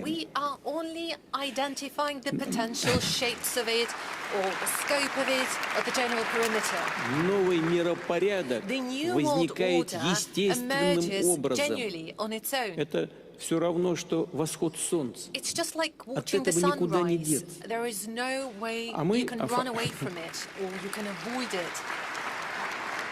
А мы его оформляем и, может быть, расчищаем дорогу для этого процесса с тем, чтобы он был более сбалансированным и отвечал интересам подавляющего большинства стран. Мы очень рассчитываем на то, что все страны будут осознавать и, в конце концов, поймут, что, как я уже сказал, что вот такой способ найти решение, он лучше, чем способ давления и на самом деле и тот неоколониальный по сути своему миропорядок, который в котором жило человечество на протяжении многих столетий,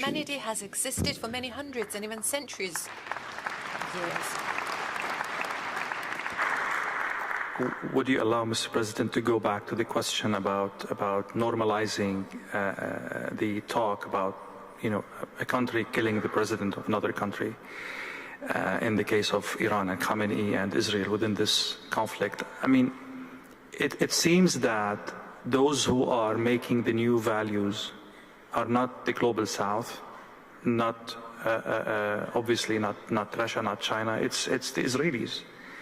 Are you comfortable with that?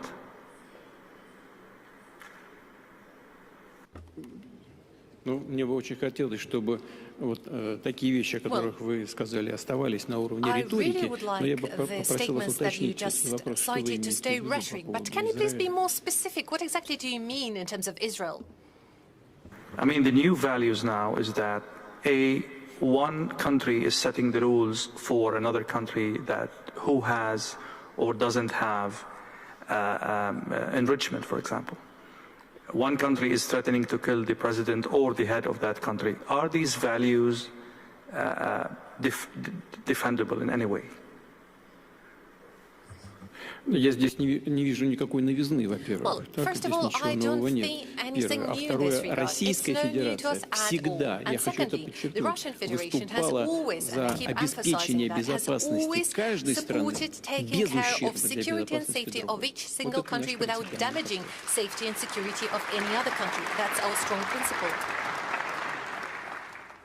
Это ответ такой в целом, казалось бы, в общем виде, но нет. In general, it may sound as a generic answer, but I promise this is a very practical approach executed by Russia. Allow me for a very direct question about the situation. Donald Trump is seeking what he calls the total surrender of Iran in terms of the nuclear project.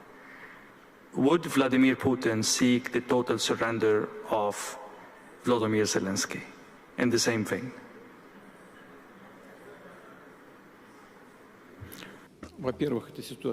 First of all, it's not the same thing. It is a very different situation.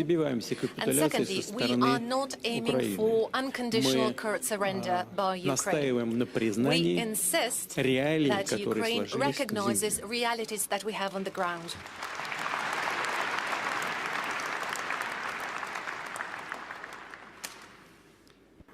Sheikh Nasser, I'll go back to you. You see, this conversation unveils the level of tensions on the global theater. I will go back to the question about how GCC countries keep moving from one success to another, and Bahrain is one of these successful countries, despite all of these turbulences, despite all of these flashpoints in your close vicinity and globally. How do you do that, and what lessons can be drawn from that by others? Let me start by saying, Alhamdulillah, for a wise leadership we have in our region. We always say the clever tries to solve the problem, but the wise who avoids it. So us in the GCC, and especially in your second home in Bahrain, I love that President Putin loved that quote, and you can use it, Mr. President, no copyrights on that. Us in our country, we talk numbers, we talk facts, we project our plans.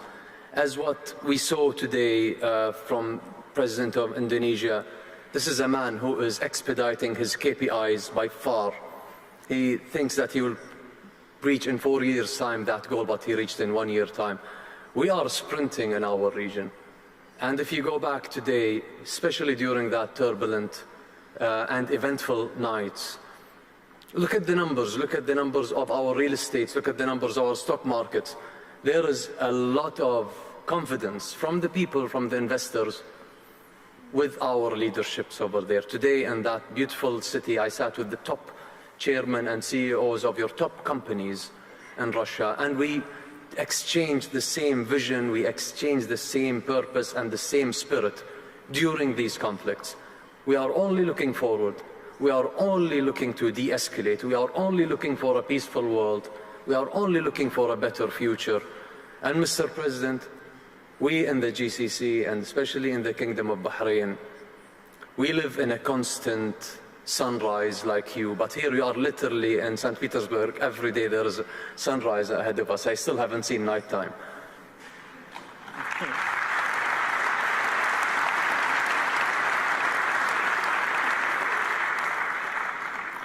Mr. Vice President, as I mentioned earlier, the South Korea has a very unique position in history in terms of how it evolved, in terms of how it fixed its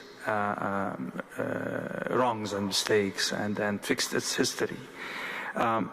One of the things that came to my mind when I was preparing for this is the experience of de Klerk, the last president of the apartheid regime.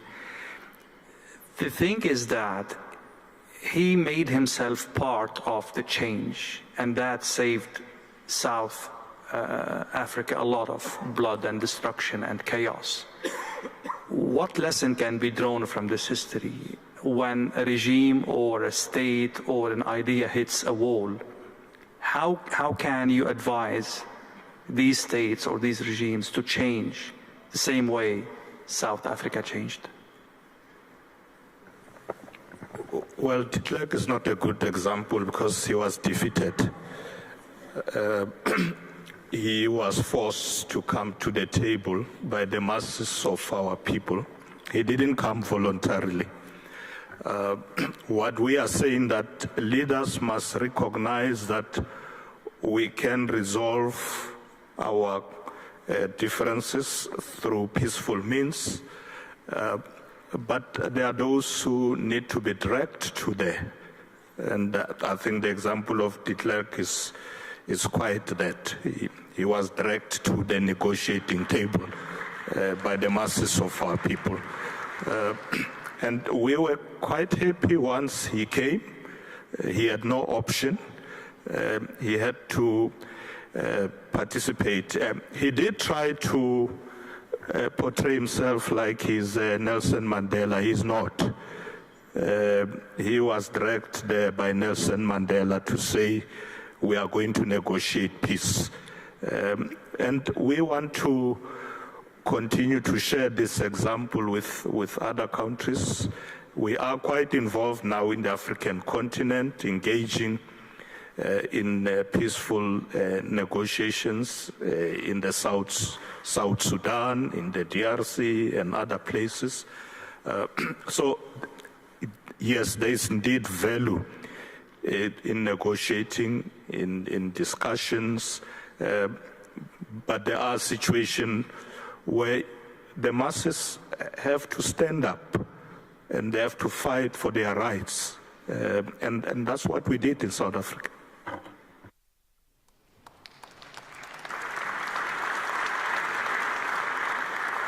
Mr. President, you were shaking your head when we were exchanging this question. What are your thoughts on, bringing adversaries to the table? Does it require, is defeat a prerequisite for dialogue, or we can, bypass this phase and go to dialogue? And there are so many crises in the world that cannot afford a victorious and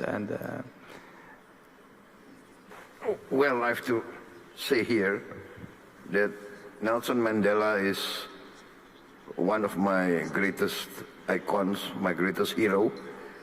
I think it's an inspiration. He was put in prison for many years. He was sentenced to death, threatened to be sentenced to death, accused of many things. And his famous statement was that he was willing to give his life for the principle of freedom. But the greatness of Nelson Mandela, when he got out of prison, he worked for reconciliation with his former enemies. So this is the greatness of Nelson Mandela, and this I try also to carry out in my domestic politics. I reconciled with many of my former opponents.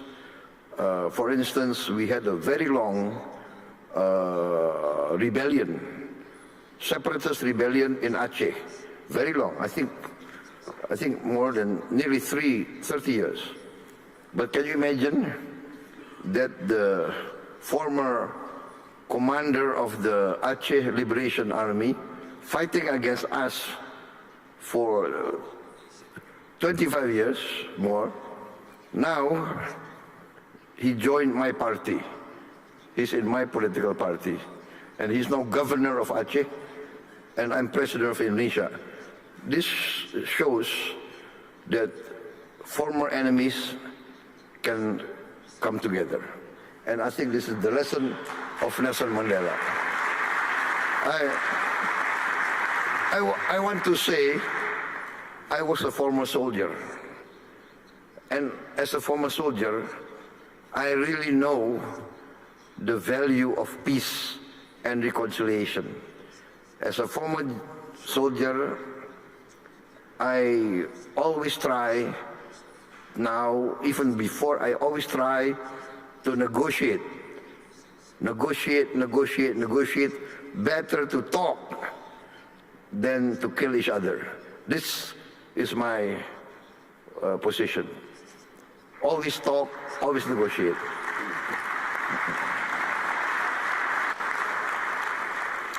President Putin, on a more practical question concerning the crisis in the Middle East. Now, we will talk about Ukraine in a while. But the current crisis, it touches on geopolitics, energy, and it has repercussions that go beyond the parties involved in the struggle. Is it a test for how the South can play a role in, mending the fences between both countries, in putting some good imagination around a solution, architecting a solution that can be acceptable by two parties that are fighting, head to head? Is this a test for what you are proposing and trying to create as political weight for the South?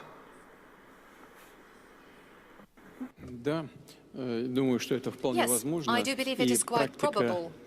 Такова, что реальная жизнь такова, что многие страны региона имеют в чем-то сложные, а в чем-то стабильные отношения с обеими странами. И с Израилем, и с Ираном.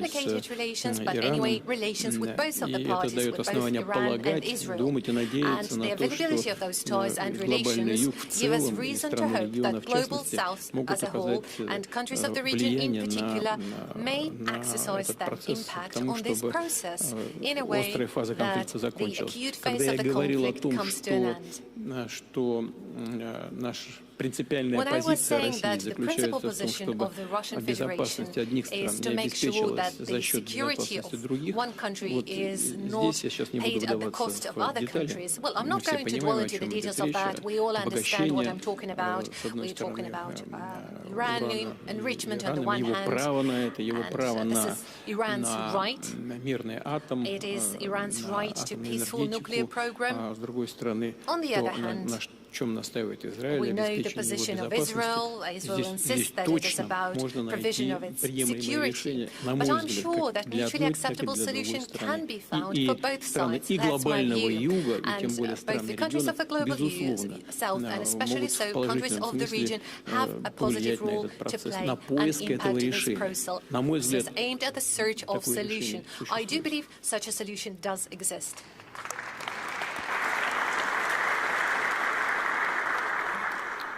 Actually, today, the Russian ambassador at the UN said that the only way forward is a political solution for the nuclear file between Iran and the Israelis. Is there any preliminary points about this solution, or we're still too far from that?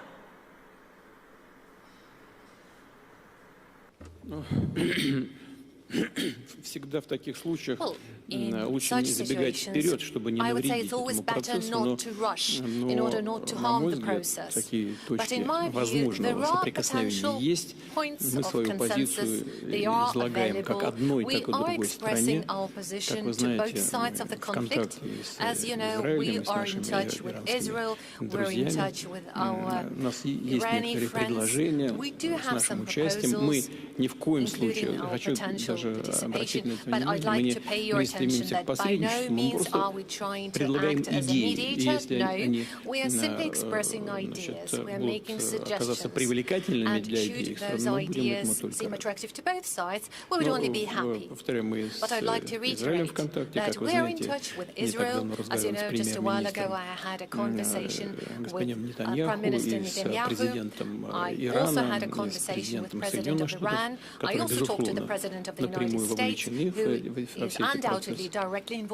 Представил им свое видение, возможное движение вперед в направлении разрешения ситуации. Посмотрим. Сейчас Сейчас наши предложения тоже обсуждаются, So у нас far, our контакты proposals are also с being нашими иранскими discussed. друзьями, We are они in touch with практически в our ежедневном Iranian режиме friends происходят, on так a что virtually посмотрим. daily basis. Мне бы So очень we'll хотелось, see. чтобы это, But I would really like, в том числе и наши идеи, были among реализованы. others, our ideas to be implemented.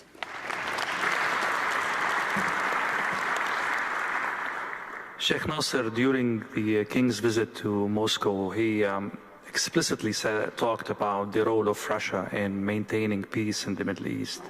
It was an initiative His Majesty put forward during the Arab Summit in Bahrain, in Manama. And he was very particular about the role of Russia in achieving that peace as a pivotal role.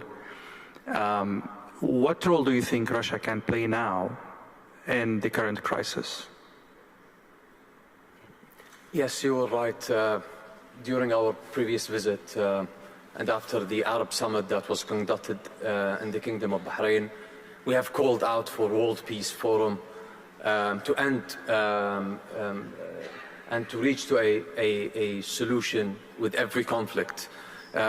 His Majesty is a leader of peace. He drives his country towards peace and ending conflicts, and so as President Putin. As you have heard from the President just now, that he continues talking, no mediation. I believe that mediation will always confuse the situation, but any suggestion, any words of wisdom these days are mostly needed. Avoiding de-escalation, I think, is the key word of today. Thank you, Sheikh Nasser. I'll go back to President Putin about Ukraine. How is the war in Ukraine reflective of the values that St. Petersburg Forum is trying to put forward, to defend, to underscore?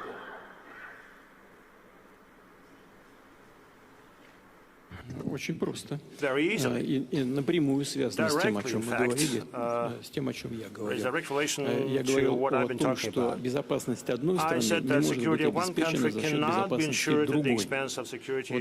Вот нам с конца 90-х годов, с начала 90-х годов и на протяжении десятилетий говорили о том, что ни в коем случае, никогда, ни при каких обстоятельствах не будет расширения НАТО на восток. После этого мы имели 5 волн расширения, можно сказать, уже 6. И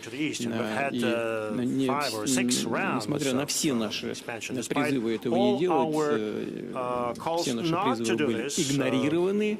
Первое, и это, безусловно, рудименты старой, если сказать, древней неоколониальной политики, модернизованной под современные реалии, но тем не менее, это действие с позиции силы, пренебрегающие интересами Российской Федерации. Это в целом глобально. Что касается Украины, то это тоже действие с позиции силы, все, что там происходило. Что я имею в виду? Это государственный, кровавый, антиконституционный переворот на Украине. Это что такое? Это тоже действие с позиции силы. И прежняя администрация США прямо сказала о том, что она истратила на этот переворот миллиарды долларов. Естественно, не публично об этом сказали. И наши действия направлены были на то, чтобы защитить часть населения, которое считало себя кровно, духовно связанным с Россией, с российской культурой и народом, имея в виду людей, проживающих в Крыму, а потом наши попытки урегулировать ситуацию на юго-востоке Украины, в Донецке, в Луганске, мы предприняли эти попытки. Однако, опять же, действуя с позиции силы, наши, в данном случае, идеологические противники, попытались решить этот вопрос опять вооруженным путем, развернув боевые действия в Донецке, в Луганске, на Донбассе. Operations in Lugansk and Donbass. It was not us who started the military operations. And after the coup, part of the Ukrainian population rejected the outcomes of the coup and rejected those who made this coup happen. Well, they became targets of the military operations. We attempted to address the situation in a peaceful manner to somehow mend the situation, but our partners, quote unquote, well, it turned out that they started this whole coup just to pump up Ukraine with weapons and to continue combat. In the end, this forced us to recognize independence of the two republics. Look, it took us 8 years to do this. We tried to negotiate, but we were forced to recognize their independence, and then we started supporting them, including providing military support to put an end to the war unleashed by our opponents in the West. And those who they lean upon in Ukraine, those are neo-Nazis and ultra-nationalists. So, whatever that is linked to this tragedy unfolding in Ukraine is not an outcome of our action. This is an outcome of the action of those who are not ready to embrace the global changes happening in the world.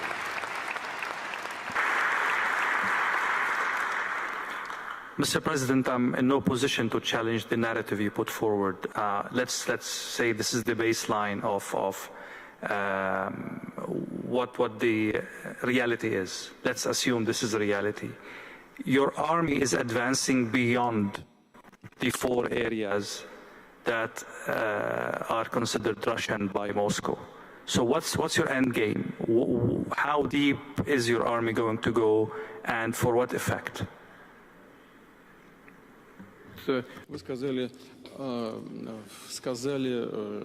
по поводу областей, которые мы считаем своими.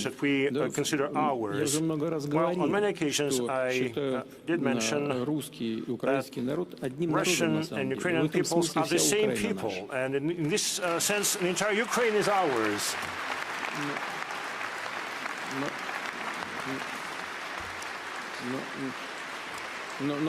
наша. Но мы исходим из реалий, которые складываются. Безусловно, есть люди, obviously there are people, there are many such people in a neighboring country who seek sovereignty and independence, and I wish them all the best. I mean, we never, ever challenged their right, the right of the Ukrainian people to independence and sovereignty. Having said that, основания, на которых Украина on which стала независимой и суверенной, были изложены в декларации независимости Украины were spelled out in the Declaration on Independence of 1991. черным по белому написано, что Украина it stated very clearly that Ukraine is a non-nuclear, neutral state and not party of any blocs. I think it would be good to get back to those core values based on which Ukraine obtained its sovereignty and independence. Second, from the very beginning, when the conflict became really hot, we suggested to the Ukrainian leadership to cease all the conflicts. We suggested that we withdraw our troops from the territories, and they withdraw their troops from the territories where people are not ready to embrace the new regime and they want to live independently or become part of the Russian Federation. They said no. And again, those are not political decisions, and now the logic of combat comes into play. The military look at where they can better advance, where they can channel their troops to achieve the best outcomes with the lowest possible casualties. And this is how troops advance. You know, we have an old saying, or story, or rule rather, whenever the boot of Russian soldier stands, it becomes ours.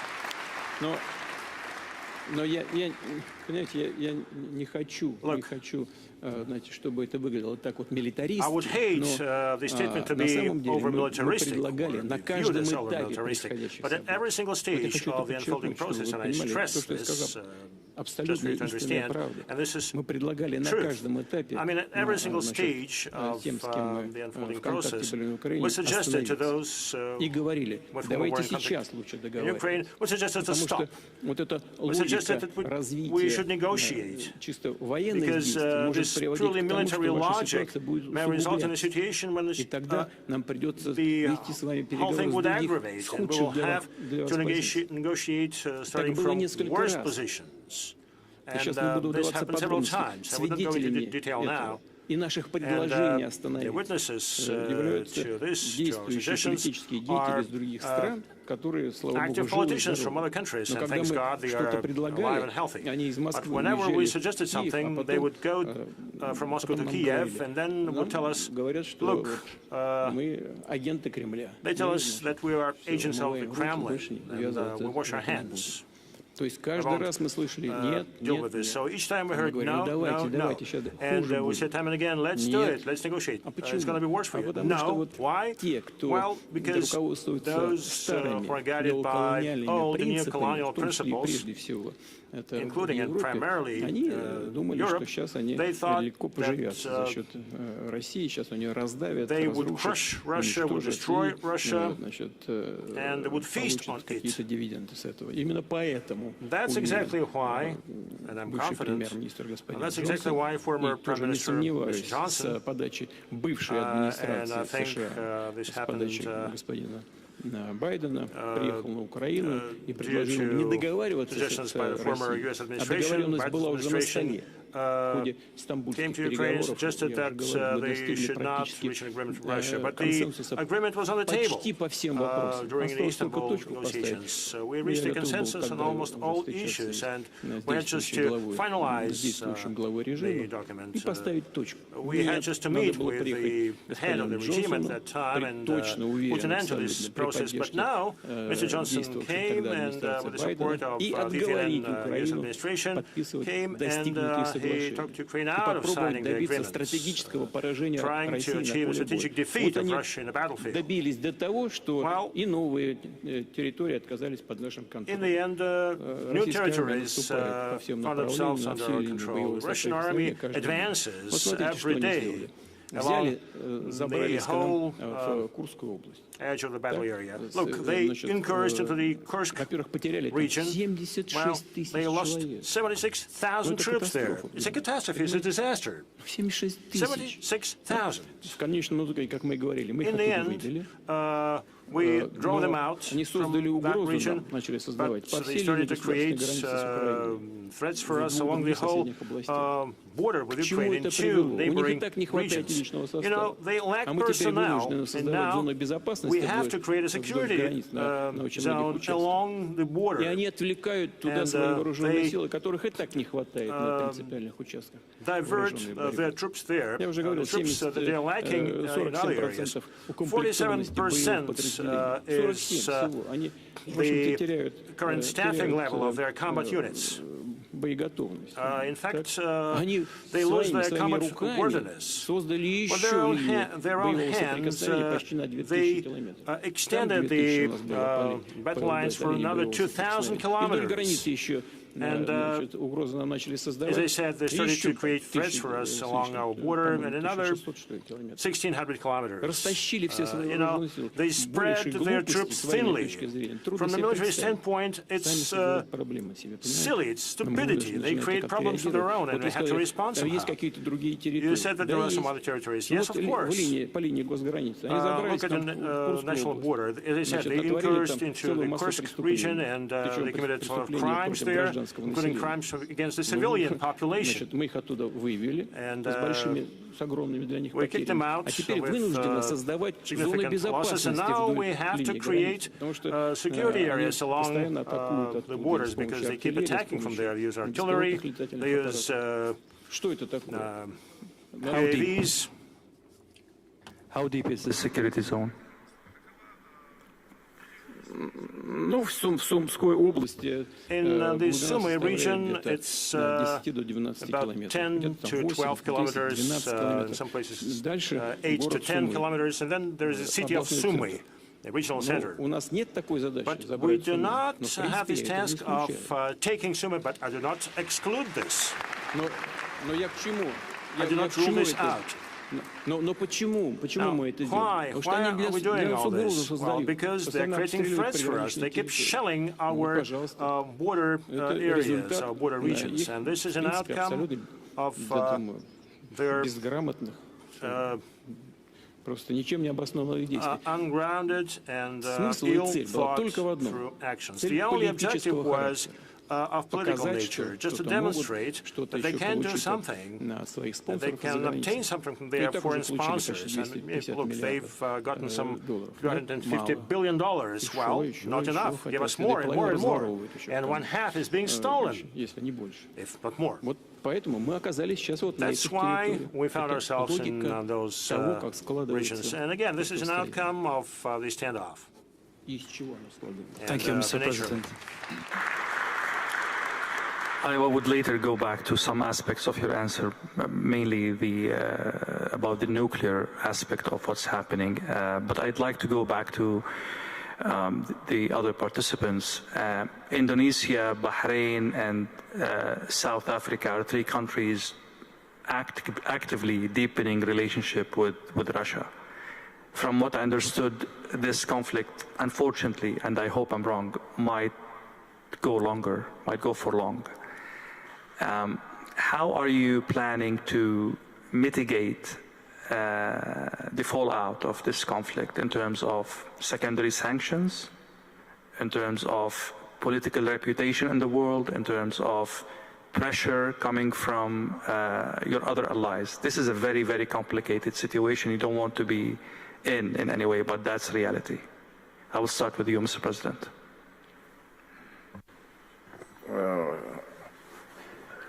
I really don't understand actually your question. What secondary sanctions? I'll make it simple. Yeah, for Indonesia, we are very clear that we have always been on the line. In the Ukrainian situation, I think 2 years ago, we proposed immediate ceasefire in place.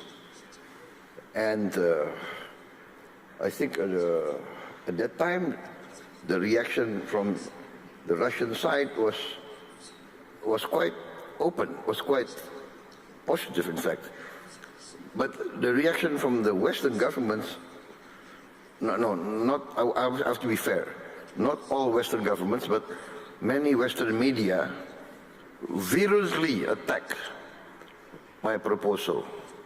They said that I was proposing the peace of the cemetery.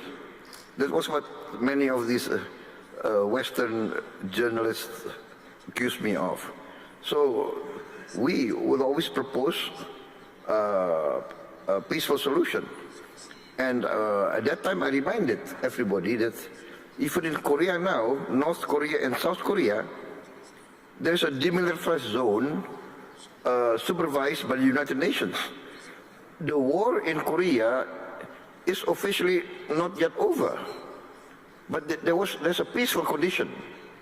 So that was what we proposed, like to save the people of Ukraine on all sides, people of the Russian-speaking areas, just to save them, a secession in place. That was as if we are far from the place, but we want to promote a peaceful solution. So I don't understand who's going to give sanctions to us. Sheikh Nasser, same question about the secondary sanctions on the friends of Russia. Let's agree that this is part of the reality of international dynamics, and people take care of that. I mean, pay attention to that. How are you navigating this in terms of sanctions, in terms of reputation as well? Well, you mentioned that the friends of Russia, but also the Kingdom of Bahrain being the friend to the world, the link and the bridge between conflicts. We have always opened our arms as I would never say that we are neutral. Neutral means siding with one side on another. I say that we are peacekeepers, we are peace seekers, we are opening our arms. Bahrain is a platform for peace talks. So what we try to achieve all the time by the guidance of His Majesty is we will always welcome, and you remember, Mr. President, we have actually offered that Bahrain is always ready for whenever there will be peace talks in your conflict, then we are more than happy to host it. So if we can achieve that, then definitely we are benefiting something that we secure the world's interest. Because at the end of the day, with these conflicts and what's happening from left, right, and center, I don't see any benefit out of it. I don't see one side loser and one side is the winner. No one is going to get out of this victorious if we keep looking at event-driven prospect of that whole image. But what we look is, how can we end up with a solution that is foresight in the future, that builds our economy, that secures our generations, and how will we look and how will our world look in the next generation? So these are difficult questions to answer today, because this is all in the future. But all what I know is today. If I go by every sunrise again, knowing what is happening today and what I see around me today in the world, people are readjusting, people are reshuffling, and people are expecting that hopefully with the leadership and with the wise leadership of Mr. Putin, that something beneficial is going to happen. So I am an optimistic person. I look at these opportunities for my nation and for the better to everyone. So if we seek together, how can we bring these issues into solutions, then we are on the right path. If we are not thinking this way, then we are definitely not thinking of a solution. So at the end of the day, let's not get deep into these issues, but let's think forward and let's readjust our posture of today, and then this will shape our future together forward. So this is our navigating track, I think. Excellent. Mr. Vice President, the same question for you.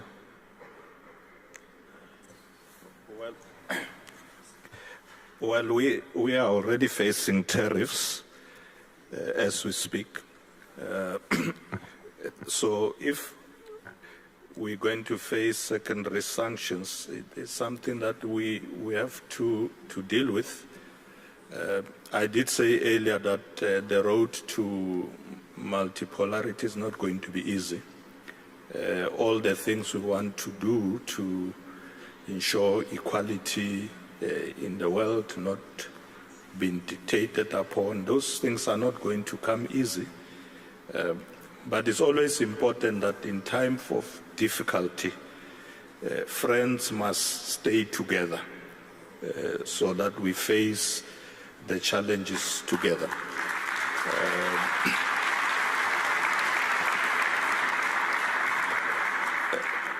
And I want to recall here the famous words of our former President Nelson Mandela in time of difficulties, when others tried to say, why do you go to this country and this country? And he said, we are not going to be dictated upon who our friends should be. We choose our friends. We work with our friends even in times of difficulty. So the countries of the Global South must work together. We are already working together. We will face this challenge together, and I'm sure we'll succeed.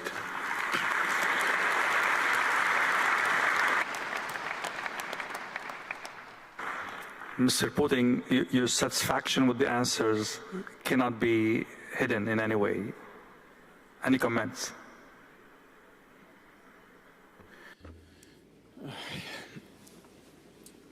Вы знаете, я, во-первых, не сомневался, Well, first of all, что так I never doubted that that would be the и не потому, answers. что кто-то And it's not хочет just that кому-то навредить, somebody is trying to harm someone, или кто-то хочет, or that значит, кому-то сказать что-то someone хорошее. is trying to tell Дело others something совершенно good не в and этом. nice and Мы pleasant. No, опять it's not about возвращаемся that. к началу нашей And that brings us дискуссии, to the very beginning of когда our я сказал о том, discussion, что when I was saying that изменения в мире происходят естественным путем. global changes Как happen восход солнца, organically, понимаете? just И like the в этом, sunrise. с этим все связано. And that's what it's all Вы же about. что сказали? Вот Россия и You were Китай saying yourself, формируют Russia and новый мир. China are shaping the Мы new ничего world не order. ломаем. Well, we are not Понимаете, trying to break or destroy проблема. anything Мы же to build никому не создаем new. сложности. Вот We are not зампремьер causing any difficulties to Госсовета anyone. сказал, And наша our дружба, colleague from наши China отношения was не just saying направлены that против кого бы то ни friendship between было. Russia and China is not Это against правда, anyone, это так и есть. any other country. And that's the truth. Мы просто оформляем то, что в мире происходит естественным путем. Giving shape to the things that evolve naturally in the world, and they are going to evolve anyway. Значит, сгибаться под давлением тех, кто хочет сохранить прежние правила, это значит оставаться где-то сзади.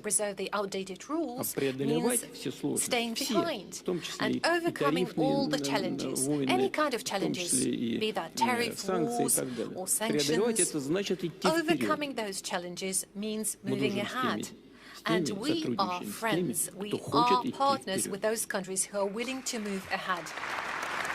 И готов к этому, And принимает those who are этот ready вызов for и it, готов к those who are ready to accept this challenge.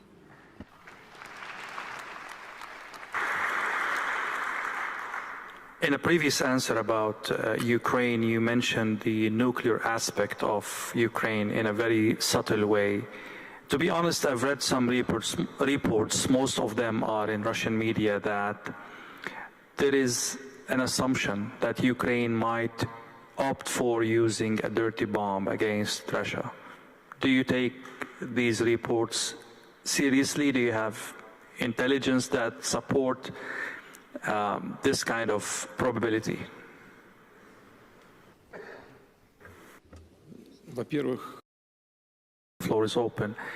Are you surprised that a friend of Iran, of Russia, Iran, is under attack, and Russia did not step up to help that ally? This is at least one of the narratives in the media. Where is Russia in this conflict? As friends, are you surprised? Well, President Putin has already indicated that he has been in discussions with Israel, also in discussion with Iran on these matters, offered solutions. We think that's the correct way to do it. So we're not surprised. In fact, we support that approach that he is taking. South Africa, as you know, one of the non-aligned countries, we always advocate for peaceful solutions of this conflict. Our president has already issued a statement in that regard, that there should be negotiations, and that's really the route that we are going to pursue. Sheikh Nasser. Well, let me make it simple to you. I like making things nice and simple. To prove friendship, if I can make a Russian laugh right now, then I'm a good friend of Russia.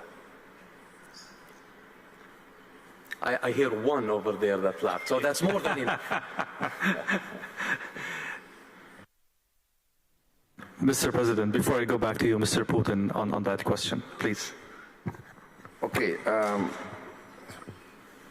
My position is this, is the logical position, that each country is responsible and will defend its own national interest. So, being friends is being friends,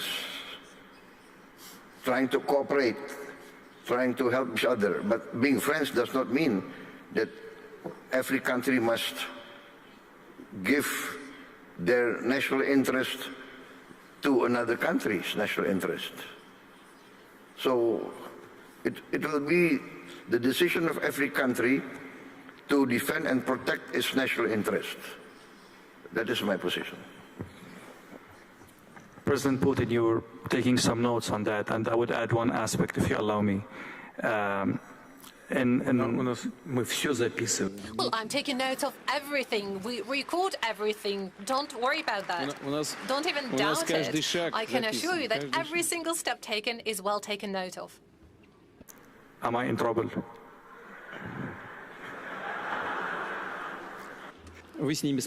Well, I'm sure you'll be able to overcome those, and we will assist you in doing so.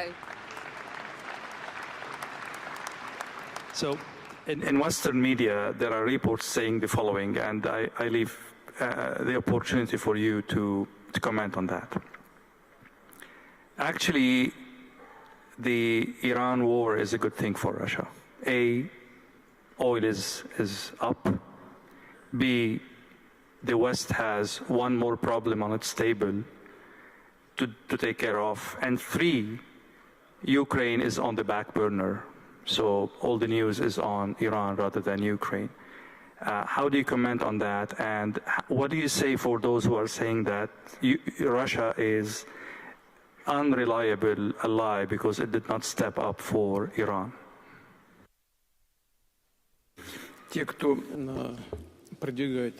Those who promote such narrative about Russia not being a reliable provocateurs. They provoke the situation, and this won't help them. They won't reach their goals. Every conflict is like any other conflict just on the surface. But as the former Minister of Defense rightfully stated, and the theoretician on military conflicts and military operations, my distinguished colleague, President of Indonesia. By the way, we published his book in Russian on military art. You know, every single country has its own responsibility for what's happening with it. Now, about Russia being reliable or non-reliable as an ally. We've heard that we are supposed to show some solidarity, and this is very true. But each conflict is unique. Let me emphasize that Israel has more than 2 million people who came from the former Soviet Union or Russia. In fact, Israel is almost a Russian-speaking country today. And clearly, in our most recent history, we factor this in. Now, traditionally, we've had very good, friendly, and trust-based relations with the Arab world and Islamic world, because about 15% of the population of Russia are Muslims.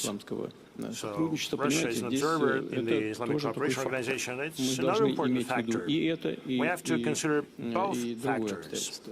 Now, we have established some friendly relations with Iran. And in this connection, we always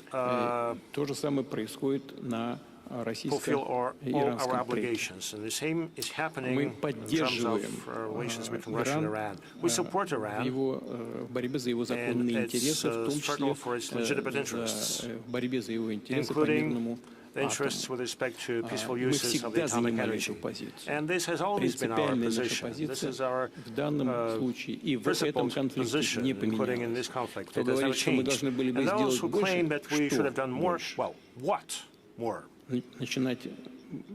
какие-то боевые операции, starting some military operations or what? I mean, we already engage in military operations against those who we consider to be opponents of the ideas and concepts we promote.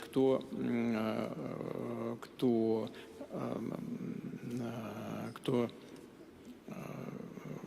создает угрозы для Российской Федерации. А это в основе своей, в принципе, одни и те же силы. Что в Иране, что в российском случае, там где-то подальше, в тылу, за спиной. Но это даже не те, кто на линии боевого соприкосновения находится. Но у нас есть определенные обязательства, и мы защищаем право Ирана на мирный атом. И не на словах, а на деле. Что это значит? Мы, несмотря на всю сложность ситуации вокруг Ирана, построили атомный реактор. Мы заключили контракт на строительство еще 2 атомных реакторов. И мы, несмотря на всю сложность ситуации, несмотря на опасность определенную, мы продолжаем эту работу. Мы не эвакуируем наш персонал. Больше того, опираясь в данном случае, опираясь на известный уровень наших отношений с Израилем, на восстанавливающиеся отношения с Соединенными Штатами, мы и перед Израилем поставили этот вопрос, и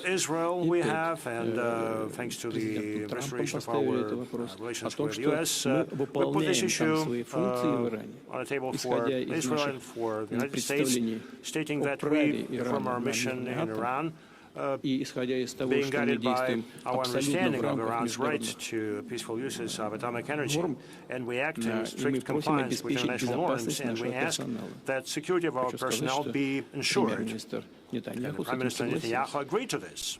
И президент Трамп обещал поддержать наши законные требования.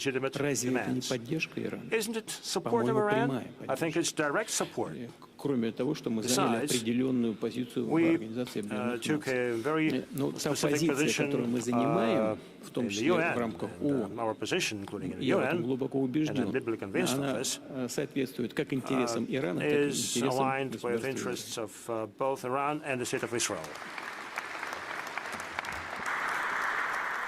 I would say probably enough with geopolitics. One more question before we move to economy and other issues about AI and... Sorry? Так мы с вами до утра будем здесь дискутировать. Well, we'll stay until morning if we continue the discussion like this. The forum this year coincides with the 80th anniversary or commemoration of the Day of Victory, the World War II. Are you concerned that we are heading into World War III in any way?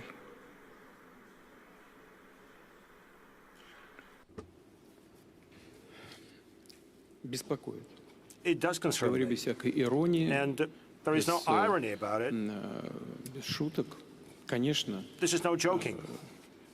Очень много конфликтного потенциала. A lot of conflict potential is out there, and it's growing. Нас это касается напрямую. Right next to our borders, there is one conflict that directly affects us. I'm referring to the conflict in Ukraine. То, что происходит на Ближнем Востоке. See what's happening in the Middle East. И, конечно, нас очень беспокоит то, clearly, we're very much concerned with what's happening around nuclear facilities of Iran. То, к чему это может We're very much concerned with the possible implications and outcomes. Definitely, this requires not only very much attention on our part, but also we need to seek solutions to those situations and peaceful solutions along all these lines. And again, I'm very candid here, and that's why we're here, by the way. Vice Premier, back to you. We'll talk more about economic endeavors now. It concerns you more than anything else, as we agreed before this panel. Sanctions are not only in the realm of politics or military, or it's some countries are even militarizing education, militarizing technology, innovation research. And this is a big worry for China, or this is a challenge that China takes very seriously. How are you mitigating that through the relationship with Russia and in the realm of your own sovereignty and your own decisions with other allies, I mean?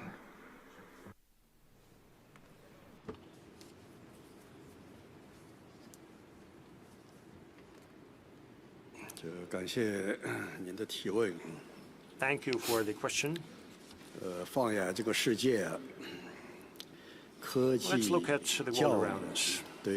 Science, technology, education, these areas are crucial for progress of humanity. Their importance is unprecedented. Let's give it some thought. I mean, this entire progress would not have been possible without cooperation among different nations and countries, without learning from each other. Therefore, education, science and technology are indeed irreplaceable factors for future development of humankind. As you suggested, some 7 to 8 years ago, we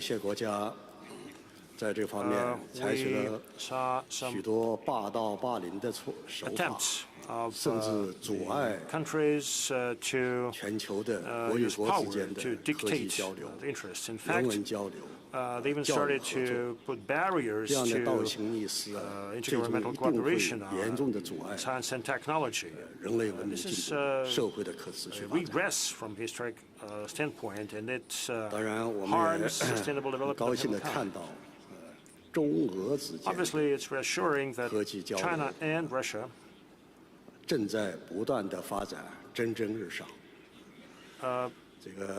develop their cooperation in science and technology very quickly. The pace is very high, and we can confidently state that our two countries give perhaps one of the best examples of such cooperation. In terms of education, in all areas, including student exchanges, teaching of languages, this cooperation booms. And this is where this cooperation has reached a very high level. More than 800 universities in our countries establish 15 associations of universities specializing in specific areas. As to science, we set up a joint fundamental research institute. We set up high-level scientific labs. They cooperate within the framework of mega science projects, and we expand access to scientific equipment. And now we've had some impressive outcomes. And again, the whole world continues to evolve, continues to develop. And even without great powers, we would have been able to develop successfully. Don't worry about it. Don't worry about it. Our practice during recent years has demonstrated that wherever you hit the hardest, this is where you would develop faster. The Americans are trying to block development of our science and technology. And this is not something that emerged yesterday or the day before yesterday. This is something that they've been doing for decades. However, all their attempts only make us stronger in the areas that are trying to hit. Today's restrictions only create good incentives for our development going forward.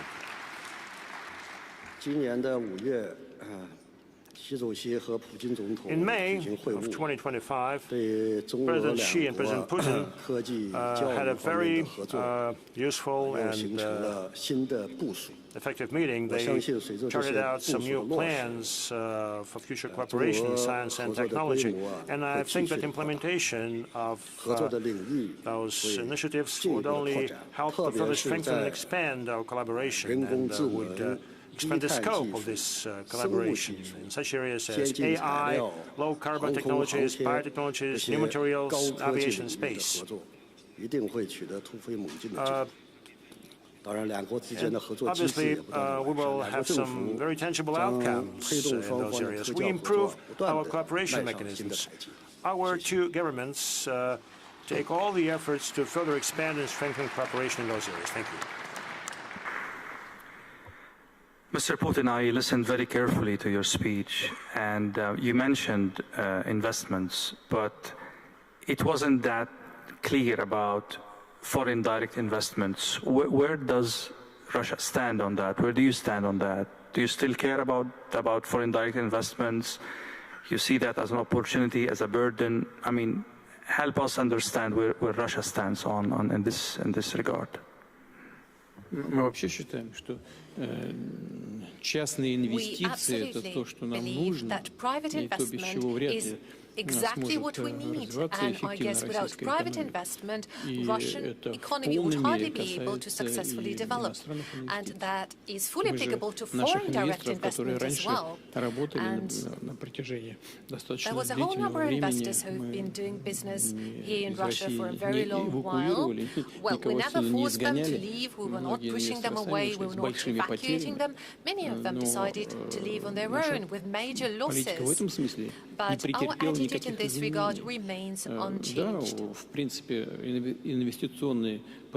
Yes, investment potential of our economic operators is fairly large, but undoubtedly we very much welcome any kind of foreign direct investment. I would say major capital investment of the first quarter of this year amounts to 8.7%, and I know what was happening on the platform of this forum during those days. I know there was a whole number of discussions during various sessions where well-known problems were discussed, certain tension caused by the high policy rate, and risks that those investments level will not stay until the end of the year. But nonetheless, the Central Bank of Russia proceeds from an idea that lending to the real sector of the economy would stay at the level of 10 to 11%. We'll see what will be the outcome. I very much would like those numbers to stay on this level, but foreign direct investment is something that we undoubtedly very much welcome.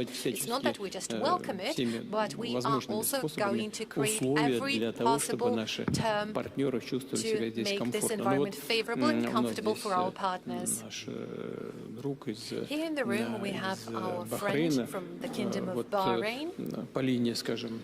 Российского фонда прямых инвестиций, у них уже есть договоренность наладить конкретную работу. Первые шаги сделаны, они, может быть, не такие масштабные, там где-то на 15 миллиардов рублей. Но вот с Арабскими Эмиратами у нас очень активная работа идет по линии суверенных фондов с Саудовской Аравией, с другими странами. Причем наши партнеры, наши друзья,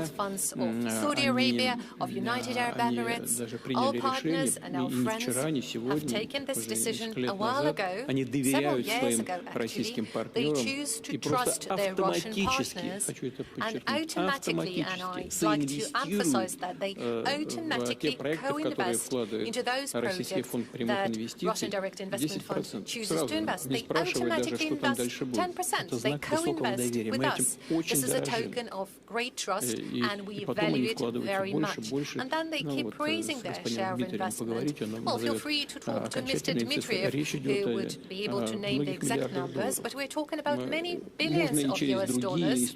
Obviously, there are other sources of investment and tools for investment available. There are virtually no limitations to the particular areas where the investor may choose to put their capital in. And this is one of the key areas that I believe we should focus on in cooperation. having said that, there are two trends that I realized talking to Russian businessmen, either here or back in my country, UAE. There is kind of rejection of buyback. You know, when the war happened, there was some foreign investments that were bought by Russians, and now these might want to buy back their investments. Russia seems to be blocking that because new Russian entrepreneurs bought and invested these operations. The second trend that I realized is that people are a little bit worried about nationalization. There are some nationalization efforts taking place within Russia. I read about one of the airports being bought back or even taken by force of court from the Russian owners. So how do you see these two trends impacting the rebound of the Russian economy?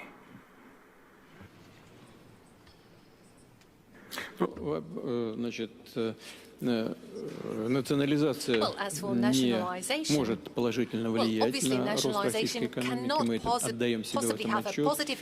Тот случай, о котором вы сказали, речь идет об, насколько я понимаю, об аэропорте Домодедово в Москве. Простите за моветон, возня вокруг этого объекта идет уже давно. Не вчера возник этот спор между соответствующими структурами. Он идет много лет. Quite a long while. It's been in place for many years, and the final outcome of that was this very court decision that you referred to. But it has nothing to do with nationalization. It was a court decision. Nationalization process is described by law, and we do not apply this law. We do not apply those norms, and I've been saying it repeatedly at my meetings with the business community.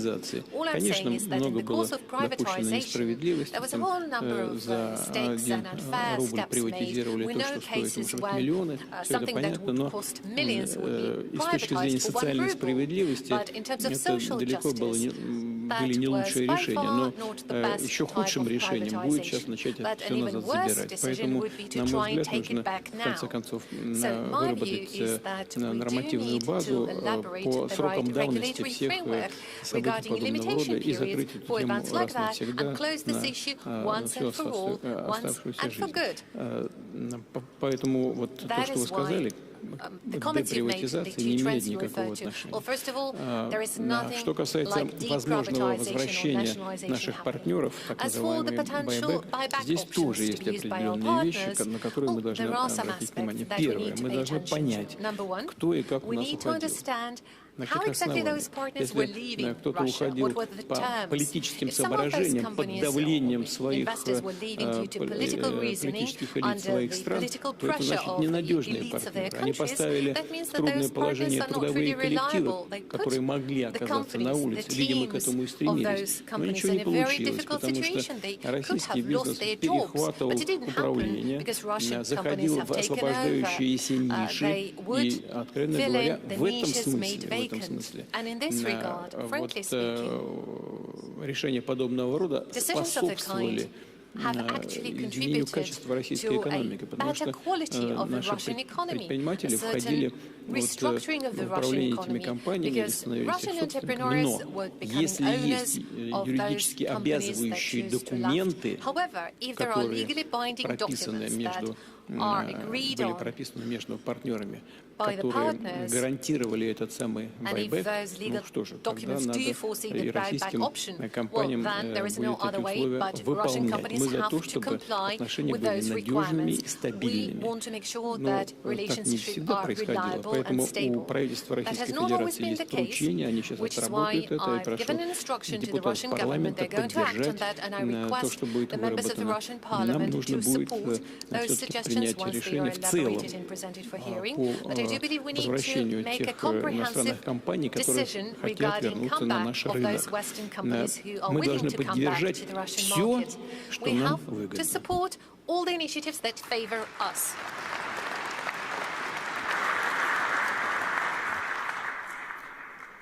Mr. President, how your country is, let's say, taking advantage of the current economic situation in Russia, like, you know, people left, businesses are left back, there are opportunities in the market now for a country like Indonesia. How are you leveraging the situation? As I mentioned that I have had good relations with Russian business entities, business groups, but mostly I have to be very frank, they were interested and they are interested in coming into Indonesia. And because I think we have a lot of sectors that are still very, let us say, at the ground level, a lot of way to grow. And so basically it's mostly Russian groups that want to come to Indonesia. But before, our groups have joint ventures with Russian groups in commodities trading, oil and gas. So, and now we open our markets for Russian agricultural products. So, I think it's not that we're going to take advantage, but we are going to look for all opportunities. Yeah. Because we have also been given a very heavy dose of tariffs from, everybody knows, right, from the American market. Yeah? So we are forced now to look for new markets. Africa, Latin America, Eurasia. We are just concluded. We're in the process of concluding a free trade agreement with the Eurasian Union. So European Union, of course. So it's a matter of, for us, it's a matter of diversity. But yes, we are confident. We have our strengths. We have our ability, and our relations also with China is very good and very strong. So it's not that we are optimistic, to say the least. Thank you.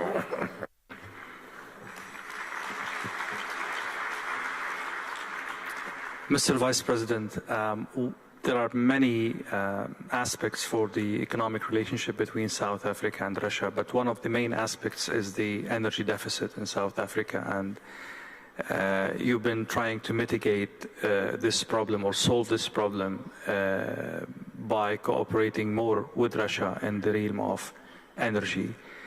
So far this hasn't been fruitful as much as you would want to, or as much as Russia is capable of helping. How do you assess this? Yeah, thank you for the question. Firstly, let me say that I've already had good meetings, both with the Prime Minister and the President, and we've agreed that we need to increase trade between our two countries. Currently, trade between South Africa and Russia is it's estimated at about 1.3 billion US dollars. We think it's quite low, so we want to triple that number in the next 4 or 5 years. So we've looked at various sectors. We've looked at the energy sector. Russia is having a lot of good technologies in that space. We're looking at solar, gas, nuclear, and already our ministers are talking about the details. We've also talked about critical minerals, particularly to support our local beneficiation efforts. We also looked at agriculture. We are exporting citrus fruits to Russia. We are exporting wines. but we need to increase the volumes. We have what we call South Africa-Russia Business Council. They are also making deals on what we import from Russia. One of the business people was telling me yesterday he has just signed a deal to import Russian vodka to South Africa and obviously to the African continent. So the work has started. We all agree that we need to do more.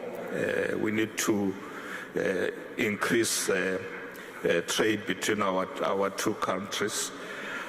All what we have to do as well is to also cut the red tape.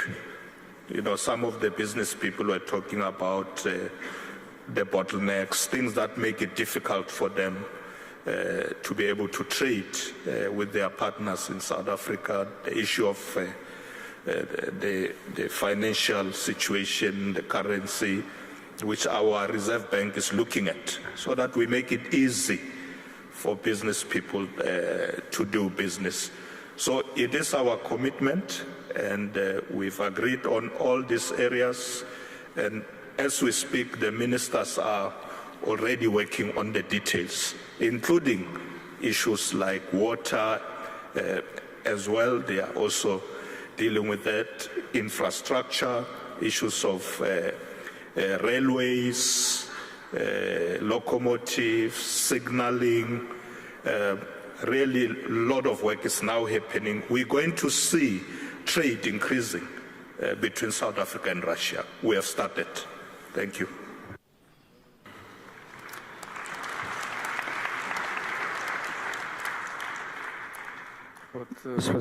Да, мой коллега из A colleague of mine from South Africa said that imports of Russian vodka are about to happen to South Africa.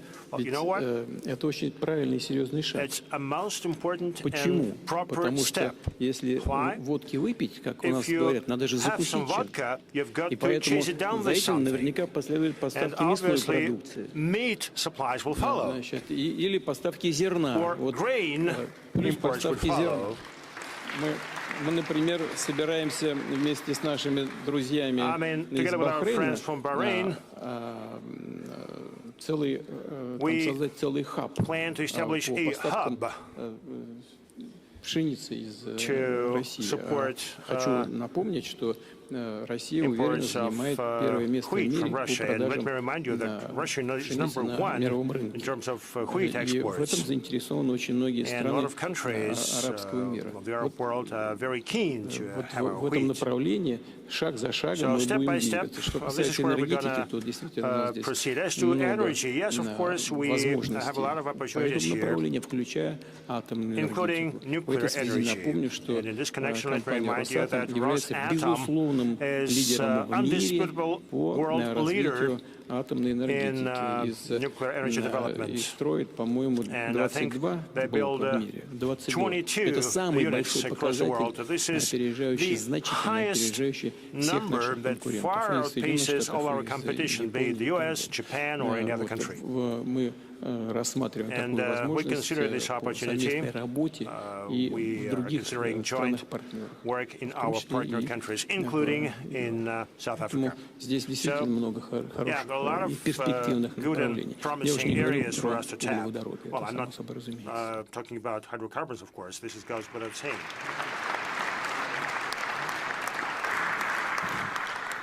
There is no doubt that more vodka will help the world to put the mood in a better condition. Mr. President, во всяком случае будет веселее жить. It's going to be more fun to live, right? I will go back to the tensions in the Middle East, not from a geopolitical perspective, but from an oil-related aspect, which is the supply shocks expected in the market due to the Iran-Israeli war taking place. Can Russia step in, or pure capacity is constrained by sanctions and limitations?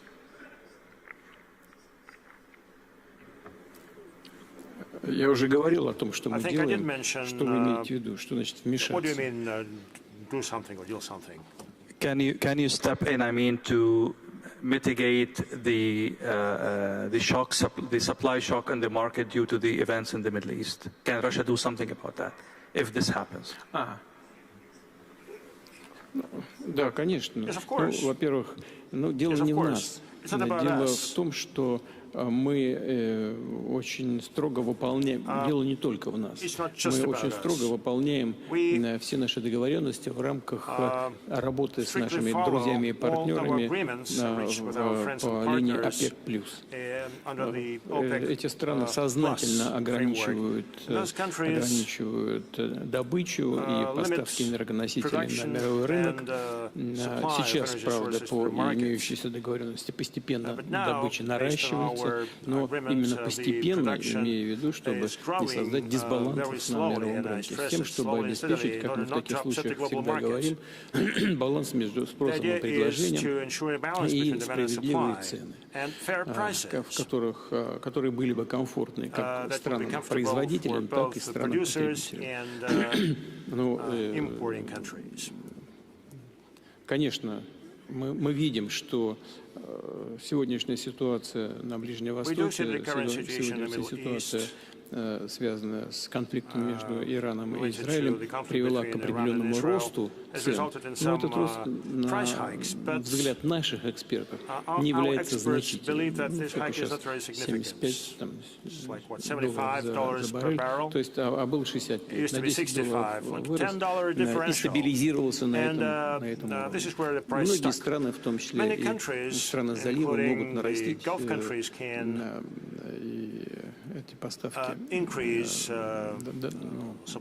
добычу нарастить и поставки на мировой рынок увеличить. Но, повторю, мы это делаем, как правило, согласованно, надеюсь, так оно и будет. В этом смысле и Объединенные Арабские Эмираты вносят очень существенный вклад, и наследный принц Саудовской Аравии очень ответственно к этому относятся. Причем у нас решение всегда сбалансированный характер носит.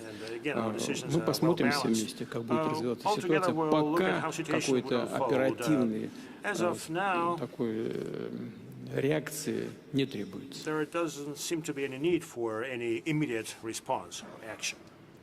The latest sanctions on Russia aimed at the so-called shadow fleet. How this will impact the supply to Asia and other places in Africa, how it will impact Russia, how it will impact your friends as well?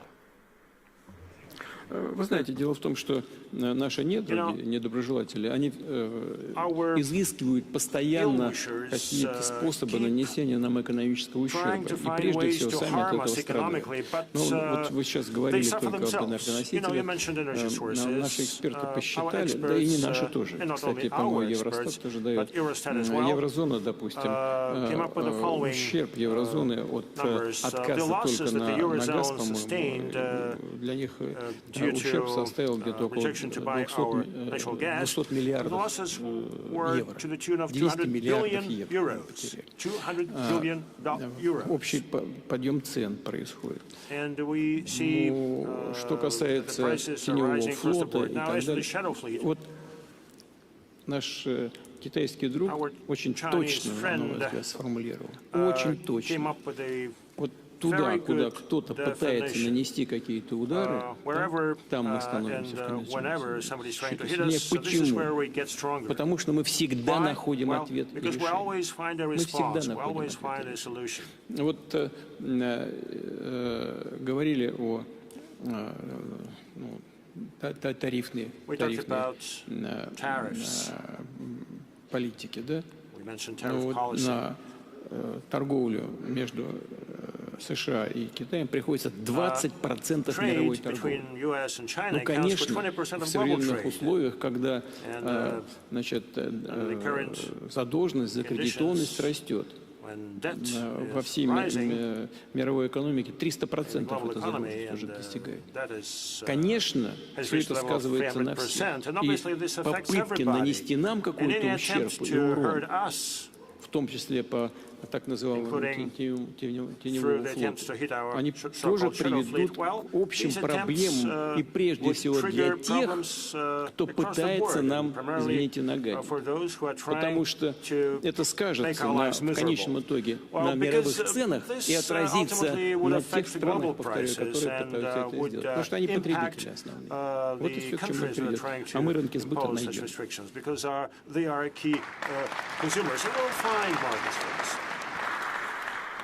It's a very interesting tone in this answer.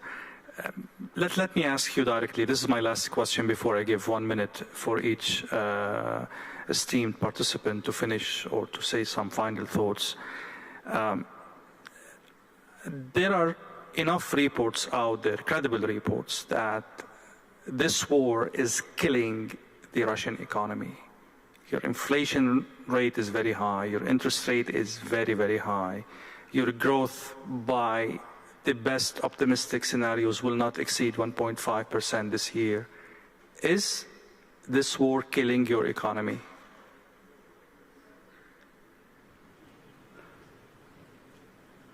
Во-первых, долг не растет. У нас один из самых низких в мире. Второе, что касается убийства российской экономики. Как в свое время известный писатель говорил, значит, слухи о моей смерти сильно преувеличены. Вот в данном случае то же самое. Смотрите, у нас в позапрошлом году главный показатель — это же рост ВВП, темпы роста ВВП. В позапрошлом году рост ВВП в России составил 4,1%, в прошлом году 4,3%. Общемировой рост, если мне память не изменяет, 3,3%, то есть мы росли выше мирового, среднемирового темпа. Соединенные Штаты росли темпом 2,8%, а еврозона вообще 0,9%. То есть очевидно, что Россия совершенно точно добивается хорошего темпа и прогресса.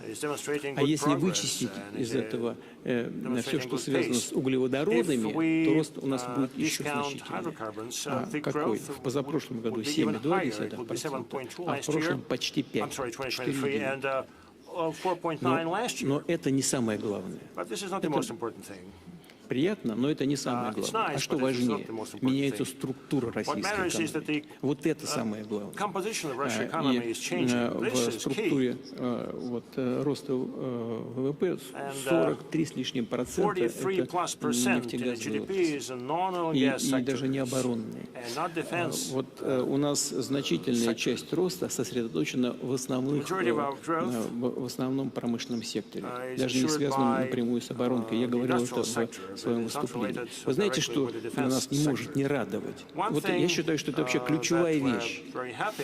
Мы все время говорим об импортозамещении и действительно выделяли солидные финансовые ресурсы на то, чтобы замещать те продукты, которые с нашего рынка ушли в силу и санкций, и ухода некоторых западных компаний. Вот в настоящий момент происходит очень позитивный момент, который заключается в том, что у нас все больше и больше появляется продуктов, основанных на собственных решениях, собственной платформе, связанных с развитием науки и высоких технологий. Вот это объем этого продукта постоянно увеличивается. И это говорит об изменении структуры российской экономики. Это одна из наших ключевых целей и задач. Вот промышленность растет еще большими темпами, чем ВВП страны. И в прошлом году, по-моему, это рост был где-то в районе 7%, 7,2% промышленности. Сейчас в первом квартале текущего года тоже уже 1,6-1,9. Рост продолжается. Все это происходит на фоне достаточно низкой безработицы. Она у нас на историческом минимуме находится, 2,3%. Да, конечно, платой за вот такой резкий рост экономики, для нас это достаточно быстрый темп, стала инфляция. Но Центральный банк и правительство предпринимают необходимые усилия, в том числе это касается ключевой ставки высокой. Вы наверняка были свидетелем дискуссий, которые идут и в правительстве, и между правительством и Центральным банком. Да, конечно, простых решений здесь нет, но в целом нам удается справляться и с этой проблемой. Ведь, смотрите, все-таки уже однозначная цифра инфляции, уже 9,6, по-моему, Лира обязательно кивнет, где-то 9,6, да? И некоторые говорят, что там базовая инфляция уже 5, но я сейчас не буду вдаваться в детали, они мне здесь грузили меня 3 дня назад, объясняя, что такое, откуда взялись эти 5%, но все-таки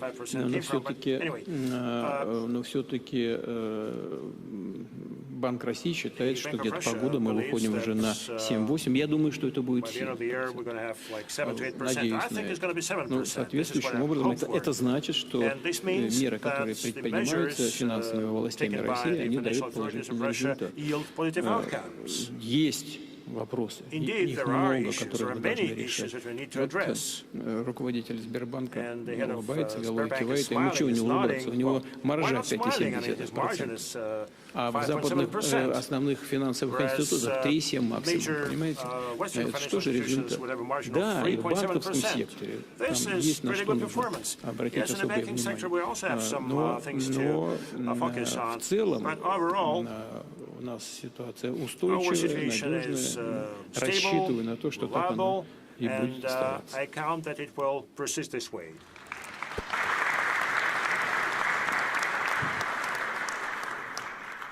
That was my final question. I will keep like 1 minute round for each participant. If there is anything I failed to ask or something that you have in mind to go, Mr. Vice Premier, go ahead. Mr. Vice.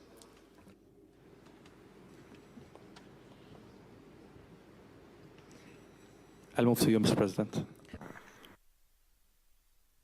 I'd just like to thank President Putin and the organizers of this forum for this great opportunity. I think we've learned a lot from each other. Thank you very much.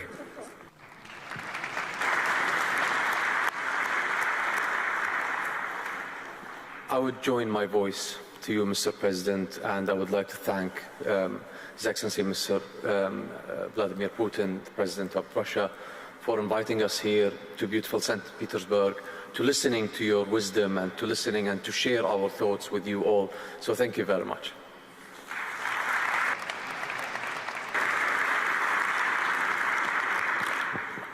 I also want to thank President Putin for this invitation for us to participate at this important forum. It is my first time in this beautiful city of St. Petersburg, and we've learned a lot from the other leaders, and we consider Russia and President Putin as our friend and ally, and we are looking forward to continue working with President Putin and the people of Russia. So I'm looking forward to coming back to St. Petersburg.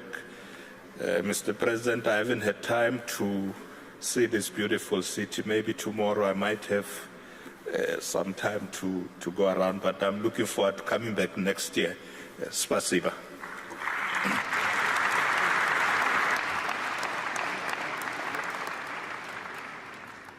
President Putin, this is the second panel I had the privilege and the honor to have with you in less than 1 year. I can't be more privileged. Thank you so much. You've always tolerated my questions and, really a testament to your belief in open dialogue. Thank you so much, esteemed guests. Thank you. And everyone, thank you so much.